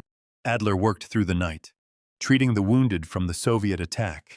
He was out of morphine, out of bandages, out of everything except determination. He cleaned wounds with snow. He stitched cuts with thread pulled from uniforms. He amputated frostbitten tissue with a knife heated over a candle. He worked until his hands wouldn't close anymore, until his vision blurred from exhaustion, until he literally couldn't stand. Fisher found him collapsed beside an operating table, unconscious. They carried him to his tent and laid him on his cot. When he woke 6 hours later, the first thing he saw was his own hands. 4 of his fingers were black. Dead tissue, frostbite. He stared at them for a long time. Then he got up, walked to his medical kit, and prepared his instruments. He would amputate his own fingers, because there was no one else to do it. Because the work had to continue. Because soldiers were dying. And he had taken an oath. He made the first cut, felt nothing. The finger was already dead. He worked quickly, methodically, removing the dead tissue, cleaning the wound, bandaging it. Then the next finger, then the next. When he was done, he had 6 fingers left, 3 on each hand. Barely enough to hold a scalpel, but enough to keep working. He walked back to the medical tent and resumed treating patients. No one commented on his bandaged hands. They all had their own missing pieces now, their own amputations, their own sacrifices to the cold. This was what they had become. Not soldiers, not men, just fragments, pieces of themselves, scattered across the Russian snow, feeding winter's endless hunger. And still, winter was not satisfied. The days after the Soviet attack blurred together into a nightmare without end. Klaus stopped counting them. There was no point. Each day was the same as the last wake to bitter cold. Check for frostbite. Try to eat frozen rations. Stand watch with a frozen rifle. Pray the Soviets didn't attack again. Try to sleep without freezing to death. He stopped writing letters home. What could he say? That he had lost a finger, that he was starving, that every night he went to sleep expecting to never wake up. His mother didn't need to know these things. Better to let her imagine he was safe, warm, victorious. Better to let her live in the lie the propaganda fed her. One morning, Klaus woke and couldn't remember his mother's face. The realization terrified him more than the cold, more than the Soviets, more than anything. He closed his eyes and tried to picture her. Brown hair, or was it gray? Had it been gray the last time he saw her? He couldn't remember. Her face was a blur, a ghost. He pulled out the wooden cross she had given him. His father had carried it through the last war. Now Klaus carried it through this one, but it felt hollow in his hand, just a piece of wood. It couldn't protect him. It couldn't keep him warm. It couldn't bring him home. He tucked it back into his pocket and climbed out of his sleeping hole. Another day, another battle against the cold. Another day of trying not to become one of the frozen corpses that dotted the landscape like monuments to hubris. The order came at 1400 hours on December 12th. 3 words over a crackling radio. Withdraw. All units. Werner Steiner had fought for those words, had argued with division command for an hour. His voice hoarse, his patience gone. They had finally relented. Not because they agreed, but because there was nothing left to argue about. Army Group Center was collapsing. The offensive on Moscow was canceled. Survival was the only objective now. Werner gathered his officers and gave the order he had sworn never to give. We're pulling back. Immediately. All able-bodied men will march. The wounded go on sleds and carts. We take only essential equipment. Everything else gets destroyed or left behind. No delays. No stops except for rest. We move until we reach the defensive line at Ryshiv. 80 kilometers west. 80 kilometers. In summer, a 2-day march. In winter, with exhausted men and frozen roads, it might take a week. If they were lucky. What about the wounded who can't be moved? One lieutenant asked. Werner's jaw tightened. We take everyone we can. Anyone we can't. He couldn't finish the sentence. Couldn't say the words out loud. Leaving wounded men behind to freeze or be captured wasn't abandonment. It was murder. But what choice did they have? The lieutenant understood. His face went pale. Yes, sir. The camp erupted into organized chaos. Men grabbed what they could carry: ammunition, rations, blankets. They destroyed what they couldn't: vehicles, radios, supplies. Explosions echoed across the frozen landscape as engineers set demolition charges. Burning equipment sent black smoke into the gray sky. Klaus stuffed his pack with everything he owned, which wasn't much. A blanket, a canteen, a few scraps of food, the wooden cross from his mother. That was it. His entire life reduced to objects that fit in a rucksack. Otto appeared beside him. Ready? No. Good. That means you understand what's coming. Otto checked his rifle. The Soviet one he had taken. Stay close to me. Don't fall behind. Don't stop for anyone. If you fall, get up. If you can't get up, I'll help you. But once we start moving, we don't stop until we're safe. Clear. Klaus nodded. His hands were shaking. Not from cold, from fear. They formed up in the village square. 300 men, give or take. Maybe half of the original company's strength. The rest were dead, missing, or too wounded to move. Werner walked down the line, looking at his men. They looked back with hollow eyes. These weren't soldiers anymore. They were survivors, refugees in uniform. Dr. Adler organized the wounded, 27 men on makeshift sleds, another dozen able to walk with assistance. The rest were in a barn at the edge of the village, too injured to move, too frozen to save. Adler had done what he could, given them morphine, except they were out of morphine, given them blankets, except there were no blankets. All he could do was leave them with water and prayers and the certainty that they would die here. He visited them one last time before the column moved out. Inside the barn, the wounded lay on straw, wrapped in whatever scraps of fabric could be found. Their faces were gray, their breathing shallow. One of them, a corporal with both legs amputated, grabbed Adler's sleeve. Don't leave us, Herr Doctor. Adler knelt beside him. I have to help the men who can still be saved. We'll freeze. I know. Adler's voice broke. I know, and I'm sorry. I'm so sorry. Will you tell my mother? Tell her I died in battle. Don't tell her I froze in a barn. I'll tell her you were brave, that you fought to the end. It was a lie, but a kind one. The corporal nodded and released his sleeve. Adler stood and walked out. He didn't look back, couldn't look back. If he did, he would stay. And if he stayed, he would die with them. And more men would die because he wasn't there to treat them. He told himself this was necessary, that triage meant making impossible choices, that saving 20 lives was worth abandoning Constant. He told himself these things, but he didn't believe them. The column began moving at 1500 hours.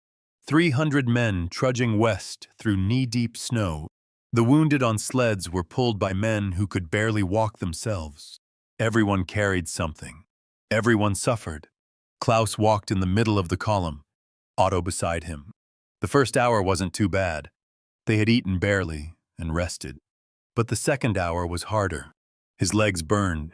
His lungs ached from the cold air. His feet were numb. And he couldn't tell if that was frostbite or just exhaustion. Around him, men began to fall, not from bullets, from exhaustion. They would stumble, go down on one knee, then sit. Some got back up. Others just sat there, staring at nothing. Otto would grab them, shake them, shout at them. Sometimes it worked. Sometimes it didn't. Those who didn't get up were left behind. There was no choice. The column couldn't stop. Klaus watched a young soldier, couldn't have been more than 18, sit down in the snow. He was smiling. Actually smiling.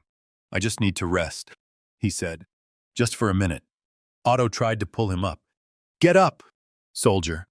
That's an order. In a minute. I'm so tired. If you sit, you die. Get up. Now. But the soldier just closed his eyes.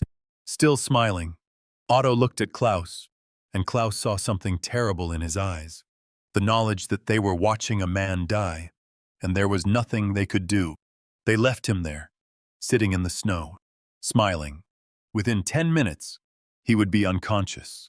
Within 30, dead. Just another frozen corpse, marking the retreat route.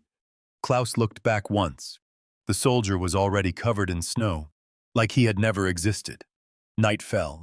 The column stopped to rest. They had covered maybe 15 kilometers, 65 to go. At this rate, it would take them a week. Most of them wouldn't last a week. Werner organized a perimeter, posted guards, and counted heads. They had lost 47 men already. 47.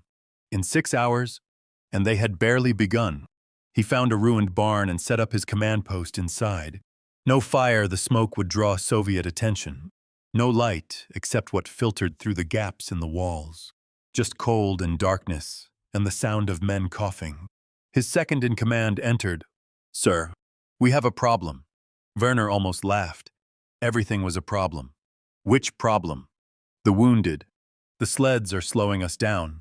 At this pace, the Soviets will catch us by tomorrow. Werner felt something twist inside him. He knew what the lieutenant was suggesting. Abandon the wounded. Leave them behind. Save the men who could walk. We're not leaving them. Sir, if we don't, we all die. Then we all die. Werner's voice was hard. We don't abandon our men. The lieutenant left.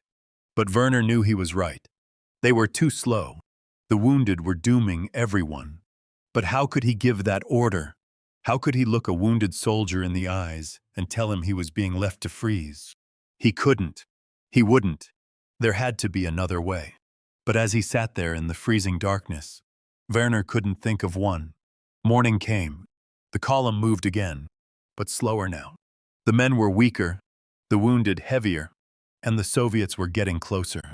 Werner could hear artillery in the distance, getting louder, getting nearer. At midday, they reached a small village, abandoned, half-burned, but with buildings that still had roofs. Werner made a decision. We stop here. 4 hours rest. Get the wounded inside. Post sentries. Everyone else, sleep. The men collapsed. Too tired to eat. Too tired to talk. They just lay where they stopped and closed their eyes. Werner walked through the village, checking positions. He found Dr. Adler in a barn, treating the wounded. The doctor's hands were bandaged. His face was gray with exhaustion. How many will make it? Werner asked. Adler didn't look up. Maybe half. The rest are dying. Frostbite. Gangrene. Exhaustion. I can't save them. Not here. Not with what I have. Do what you can. What I can isn't enough. Adler finally looked at him. You need to make a decision. Hauptmann. About the wounded. We can't keep dragging them. It's killing everyone. Werner felt anger flash through him. You want me to leave them? I want you to face reality. We're not going to make it 80 kilometers at this pace. The Soviets will catch us. We'll all die. Or you can save the men who can still walk. By sacrificing the wounded. By making an impossible choice. Adler's voice was quiet. That's what command is, isn't it? Making choices no one else wants to make. Carrying the weight of those choices for the rest of your life. Werner walked away. He couldn't listen anymore. Couldn't face the truth in Adler's words. He found himself in a ruined house at the edge of the village. Inside, 12 wounded men lay on the floor, too injured to continue, dying slowly. Among them was a familiar face, Oberleutnant Franz Richter, Werner's classmate from the academy. His friend, Franz, had taken shrapnel 3 days ago. Both legs were mangled, infected. He was conscious, but barely. When he saw Werner, he smiled weakly. Werner, come to check on the casualties. Werner knelt beside him. How are you feeling? Like I'm dying. Franz coughed. Blood flecked his lips. Which I am. We both know it. The doctor has 6 fingers and no supplies. He can't save me. Franz grabbed Werner's hand. His grip was weak. Listen, you need to leave us here. No. Yes. We're slowing you down. The Soviets will catch the column because of us. You'll all die. I'm not leaving you. You have to. Franz's eyes were intense, desperate. Please, Werner, I don't want to freeze to death. I don't want to spend days dying slowly. If you leave me here, that's what happens. The cold takes me, or the Russians find me. Either way, it's slow. It's agony. Werner felt his chest tighten. He knew what Franz was asking. what he was begging for. I can't. You can. You must! Franz's voice dropped to a whisper. Give me mercy. Old friend. A bullet is faster than the cold. Cleaner. Please. Don't let me die like an animal. Werner stood up, his mind reeling. This was impossible. Shooting his friend. Murder dressed up as mercy. How could anyone make that choice? He walked outside. The village was quiet. Men sleeping. Guards watching. No one saw him standing there, trembling, fighting with the most terrible decision of his life. Otto found him 10 minutes later. The old sergeant stood beside him in silence. Finally, Werner spoke. He wants me to shoot him. Otto nodded. I heard. How can I do that? How can I kill my friend? By understanding that sometimes killing is kindness. Otto lit a cigarette. I've been there. Hauptmann. In the last war, I had to make the same choice. Leave a man to freeze or give him a quick end. I chose mercy, and it haunted me. Still does. But I know I made the right choice, because I asked him what he wanted, and he told me, and I loved him enough to give it to him. I'll be court-martialed. You'll be alive. You'll carry the guilt, but you'll be alive to carry it. Otto met his eyes. That's the price of command. That's what it means to care about your men. Sometimes you have to hurt them to help them. Sometimes you have to kill them to save them. And then you live with it. Werner went back inside. Franz was waiting. He knew. They both knew. Werner knelt beside him again. Are you certain? I've never been more certain of anything. I'll tell your family you died in combat. Heroically. Thank you. Franz smiled. It's a better story than the truth. Werner pulled out his pistol. His hand was steady. Inside, he was screaming. Close your eyes. No, I want to see the sky one last time. Werner helped him turn his head toward a gap in the wall where pale light filtered through. Franz stared at it, at the gray winter sky, at the snow falling gently outside. Thank you, Franz whispered, for everything, for the friendship, for the memories, and for this. Werner placed the pistol against Franz's temple. His hand didn't shake. His voice didn't waver. You were the best of us. Goodbye, old friend. He pulled the trigger. The sound echoed through the ruined house. The other wounded men flinched, but said nothing. They understood. Some of them were probably grateful, knowing that when their time came, someone might show them the same mercy. Werner stood. He looked down at Franz's body, at the friend he had just killed, at the blood on the frozen floor. He felt something inside him break. Not dramatically, not with pain, just a quiet snap. Like ice cracking. Something essential was gone. Something he would never get back. He walked outside. Otto was there. Klaus too. They had heard the shot. They knew what it meant. Klaus stared at Werner with wide eyes. Sir, did you? Yes. Werner's voice was flat. Empty. And if any other man asks me, I'll do it again, because that's what mercy looks like in hell. He walked away. Behind him, Klaus turned to Otto, his face pale. How can he do that? How can anyone? Because he loves his men more than he loves himself. Otto's voice was quiet. Because he's willing to carry that guilt so they don't have to carry the suffering. That's what makes him a good officer, and that's what will destroy him. They stood in silence, watching Werner walk alone through the snow. Klaus felt something shift inside him. He had thought he understood war, thought he understood sacrifice. But this was different. This was something darker, something that couldn't be explained in propaganda or justified with speeches about duty. This was the truth of war, not glorious, not noble, just impossible choices and people broken by them. The column moved out again that afternoon, lighter now, faster. Werner had given orders to leave the wounded who couldn't walk, given them supplies, given them prayers, and in 3 cases, given them mercy. No one spoke about it. No one needed to. They covered 20 kilometers before nightfall. Better than before, but not good enough. The Soviet artillery was getting closer. They could see smoke on the horizon, explosions lighting up the night sky. The enemy was catching up. Werner pushed them harder. Longer marches. Shorter rest stops. Men began dropping faster. The trail behind them was marked with bodies. Klaus stopped looking back. There was no point. The dead couldn't follow. On the fourth day, they reached a river, frozen solid. They had to cross it. On the other side, safety, or at least a defensive line where they might be able to rest. Resupply. Survive. They started across. The ice was thick but uneven. Men slipped, fell. Some got back up. Others lay there, too exhausted to rise, and the ice became their grave. Klaus was halfway across when he heard Otto shout. He turned. One of the sleds carrying wounded had broken through the ice. The men pulling it were trying to drag it out, but it was too heavy, too waterlogged, and the wounded man on it was screaming, thrashing, breaking more ice. Otto ran back, grabbed the sled, tried to pull, but it was sinking, and the ice around it was cracking, spreading like veins. "Leave it," Werner shouted from the far bank. "Get across. That's an order." Otto ignored him. He kept pulling. Klaus ran back to help. Together they hauled on the sled.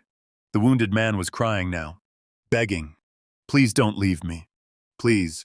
Klaus felt the ice crack under his feet. Cold water soaked through his boots. If they didn't let go, they would all go through, all drown or freeze in minutes. "Otto, we have to. I'm not leaving another one." Otto's voice was desperate, raw. Not again. Not after Hans. Klaus understood then. This wasn't about the wounded man. This was about guilt. About a promise broken months ago. About a boy's body in a frozen grave. "Otto, he's drowning us." The ice gave way. The sled went under, taking the wounded man with it. His scream cut off abruptly, just bubbles under the ice. Then nothing. Otto stood at the edge of the hole, staring down. Klaus grabbed his arm. "Come on, before we go through too." They ran, reached the far bank, collapsed in the snow. Behind them, the hole in the ice was already starting to freeze over. In an hour, it would be solid again, like nothing had happened, like a man hadn't just drowned in the freezing black water. Otto sat with his head in his hands. Klaus heard him whisper, I tried. Klaus put a hand on his shoulder. Didn't say anything. What could he say? That it wasn't his fault. That he had done his best. Those words were meaningless. Otto knew the truth. They all did. Sometimes trying wasn't enough. Sometimes you failed. And you carried that failure for the rest of your life. They reached Rzhev on the 8th day. Of the 300 men who started the march, 184 arrived. The rest were dead, frozen, lost, left behind. Werner stood at the entrance to the defensive line, watching his survivors stagger in. They looked like ghosts, walking skeletons in tattered uniforms. Some were missing fingers, toes, parts of ears. All of them were missing something less visible. Hope, innocence, the belief that the world made sense. Dr. Adler was among the last to arrive. He could barely walk. His feet were gangrenous. He would lose them within the week. But he was alive. He had kept working, kept treating men, kept doing his duty until his body gave out. Klaus and Otto came through together. Klaus had lost 3 more toes. He could barely feel his feet anymore. But he was alive. That was enough. They were assigned to a hospital tent, given hot soup, the first hot food in weeks, given blankets, given a chance to rest. Klaus fell asleep instantly, slept for 14 hours straight. When he woke, he was in a hospital bed, a real bed, with sheets. A nurse was changing his bandages. She looked tired but kind. You're lucky, she said. Your feet are bad, but we can save most of them. Lucky. Klaus almost laughed. Lucky was not losing fingers. Lucky was not watching friends freeze to death. Lucky was never being here at all. But he was alive. So maybe she was right. Maybe he was lucky. Otto was in the next bed. He was awake, staring at the ceiling. Klaus asked, Are you okay? Otto turned his head. His eyes were hollow. No, but I'm alive, for whatever that's worth. It's worth something. Is it? Otto's voice was bitter. Hans is dead. That soldier in the river is dead. Franz is dead. And I'm alive. Where's the justice in that? Klaus had no answer. There was no justice in war. There was only survival and guilt. Werner was summoned to a court of inquiry 3 days later. They asked him about the retreat, about the abandoned wounded, about the mercy killings. He told the truth, all of it, expected to be arrested, court-martialed, shot. Instead, they demoted him to lieutenant and sent him back to the front, not as punishment, but because they needed experienced officers, even officers who had broken rules, even officers who had killed their own men out of mercy. Werner accepted the demotion without protest. Rank didn't matter anymore. Nothing mattered except getting through each day. He wrote a letter to Franz's family, told them their son had died heroically in combat, painlessly, quickly, all lies, but kind lies, the kind that let families sleep at night. He never sent the letter to his wife, the one he had written in the command post. It stayed in his pocket, over his heart, a reminder of the man he used to be. 43 years later, 1985, a veterans reunion hall in Frankfurt, West Germany. Klaus Zimmermann stood in the crowded hall, feeling out of place. He was 62 years old now. His hair was gray. His hands were scarred. He walked with a cane, not because of age, but because he had never regained full use of his feet after the frostbite. He wore a simple suit. His military decorations were in a box at home. He never wore them. Couldn't bear to. He was scanning the room, looking for familiar faces. When he saw him, Otto Braun, 95 years old, stooped, frail, but unmistakably Otto. Klaus walked over. Otto looked up. Recognition flickered in his eyes. Then something else. Relief, sadness. Zimmermann, Braun. They shook hands, held on longer than necessary, like drowning men clinging to driftwood. I didn't think you'd come, Klaus said. I almost didn't. Otto gestured to a quiet corner. Can we talk? They sat. Around them, other veterans laughed and told stories. But Klaus and Otto sat in silence for a long moment. Finally, Otto spoke. I've wanted to talk to you for 40 years, but I was afraid. Afraid of what? Afraid you'd hate me. Otto's voice was quiet, strained. After the river, after I almost got you killed trying to save that soldier. After everything.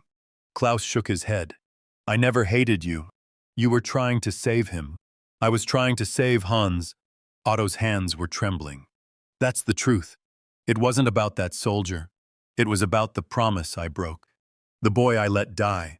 I've carried that guilt every day since. Every single day. It wasn't your fault. Wasn't it? Otto looked at him. His eyes were wet. I promised his mother. I looked her in the eyes and promised. And then I let him freeze to death alone. I couldn't save him. But worse, I had to choose. I chose you over him. And I've lived with that question my whole life. Why you?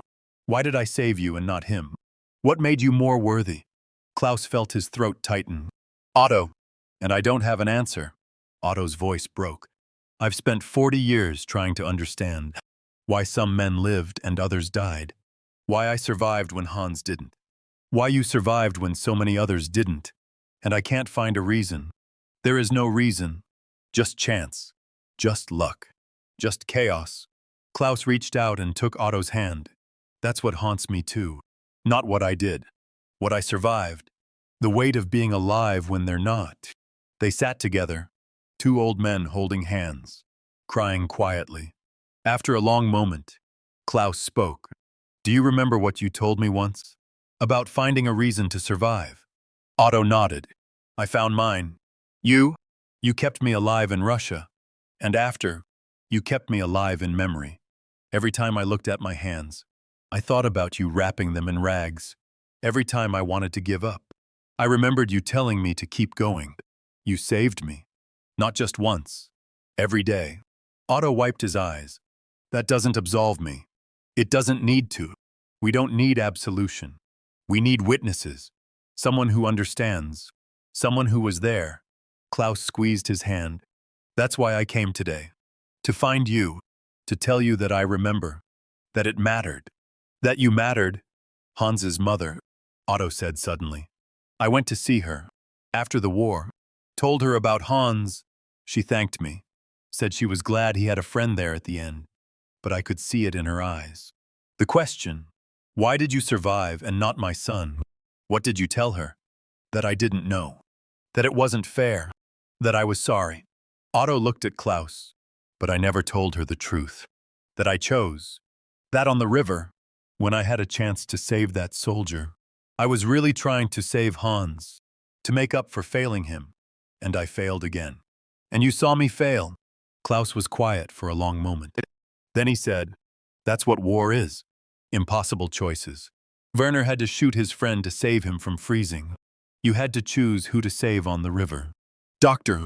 Adler had to choose who got medicine and who didn't. We all had to choose, and then we had to live with those choices. Does it get easier? No. But we keep living anyway. We owe them that. The ones who died. We survive and remember. That's our duty now. Otto nodded slowly. Is that enough? Just remembering. It has to be. What else can we do? They sat in silence. Around them, the reunion continued. But Klaus and Otto existed in their own space. A space where two survivors confronted the weight of memory. Finally, Otto said, I'm glad you made it.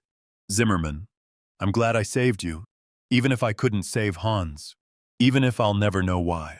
I'm glad you're here. Klaus felt tears on his face. So am I. Thank you. For everything. For keeping me alive. For carrying this with me. For remembering. What happened to Werner? Otto asked quietly. The Hauptmann. Do you know? Klaus nodded. I kept in touch with his family. Werner made it home. Lived until 1967. But he never recovered. The nightmares. The guilt about Franz and the others he had to.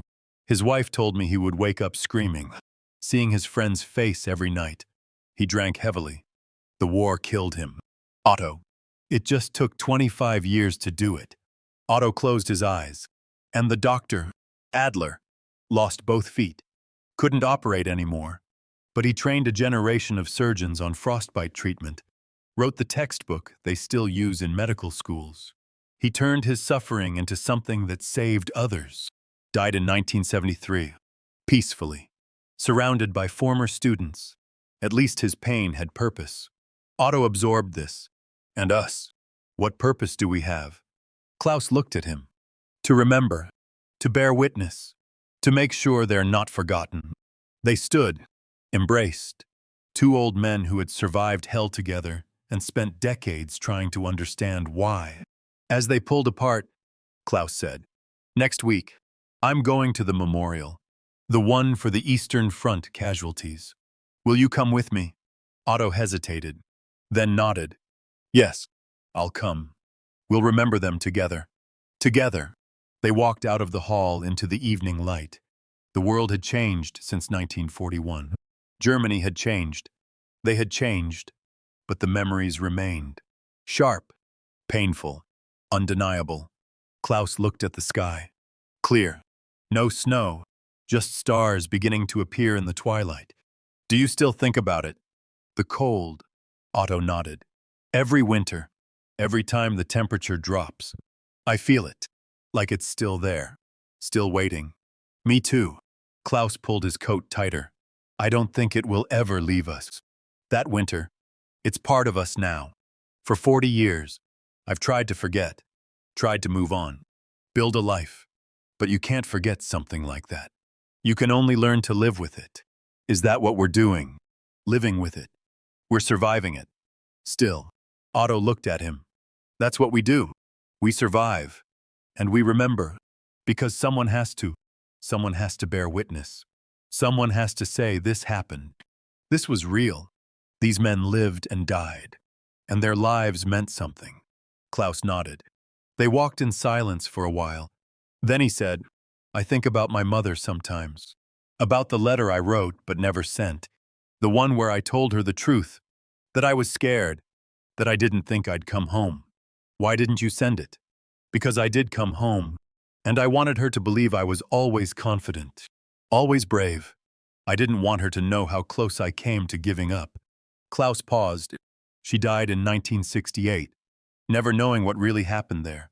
I told her the war was hard, that we suffered, but not the details, not the truth. She died thinking her son was a hero. I let her believe that. Maybe that was kindness, or maybe it was cowardice. Klaus sighed. I don't know anymore. The line between them blurs. They reached the street corner where their paths diverged. Otto extended his hand. Klaus took it. Thank you for today, Otto said, for letting me say what I needed to say, for not hating me. Thank you for saving my life, for teaching me to survive. Klaus held his gaze, and for reminding me why it matters, why we have to keep going, keep remembering. They parted ways. Klaus walked home slowly, his cane tapping on the sidewalk. The evening was cool, but not cold, not Russian cold. Nothing would ever be that cold again. When he got home, he went to his study and pulled out a box. Inside were his decorations, his discharge papers, and a small wooden cross. His mother's cross, his father's cross, the one he had carried through Russia. He held it in his hands, feeling the worn wood, and thought about all the prayers it had witnessed, all the frozen mornings, all the desperate nights. It hadn't protected him. Not really, but he had survived anyway. He thought about Otto's question. Why did some survive and others didn't? There was no answer, no meaning, just chance and choice and the cruel randomness of war. But maybe that was the point. Maybe the meaning wasn't in why they survived. Maybe it was in what they did with their survival, in the witness they bore, in the memory they carried, in the duty they felt to those who didn't come home. Klaus sat down and, for the first time in 40 years, began to write. Not a letter, a testimony, an account of what happened in Russia. The truth, all of it. The cold, the hunger, the frozen corpses, the impossible choices. He wrote about Otto and Werner and Dr. Adler, about Hans and Franz and the nameless soldiers who froze on the march. He wrote because someone had to, because these stories deserve to be told, because the dead deserve to be remembered, not as heroes, not as victims, just as men who suffered and endured and died in a war that should never have happened. And as he wrote, Klaus Zimmermann understood finally what Otto had been trying to tell him that day by the grave. The war wasn't over, not for them. It would never be over. They would carry it until the day they died. The faces, the guilt, the questions, the weight of survival. But they would carry it together, witnesses to each other's pain, brothers in suffering, survivors of a winter that had tried to kill them and failed. And in that survival, in that witness, in that memory, there was something close to redemption, not forgiveness, not absolution, but purpose.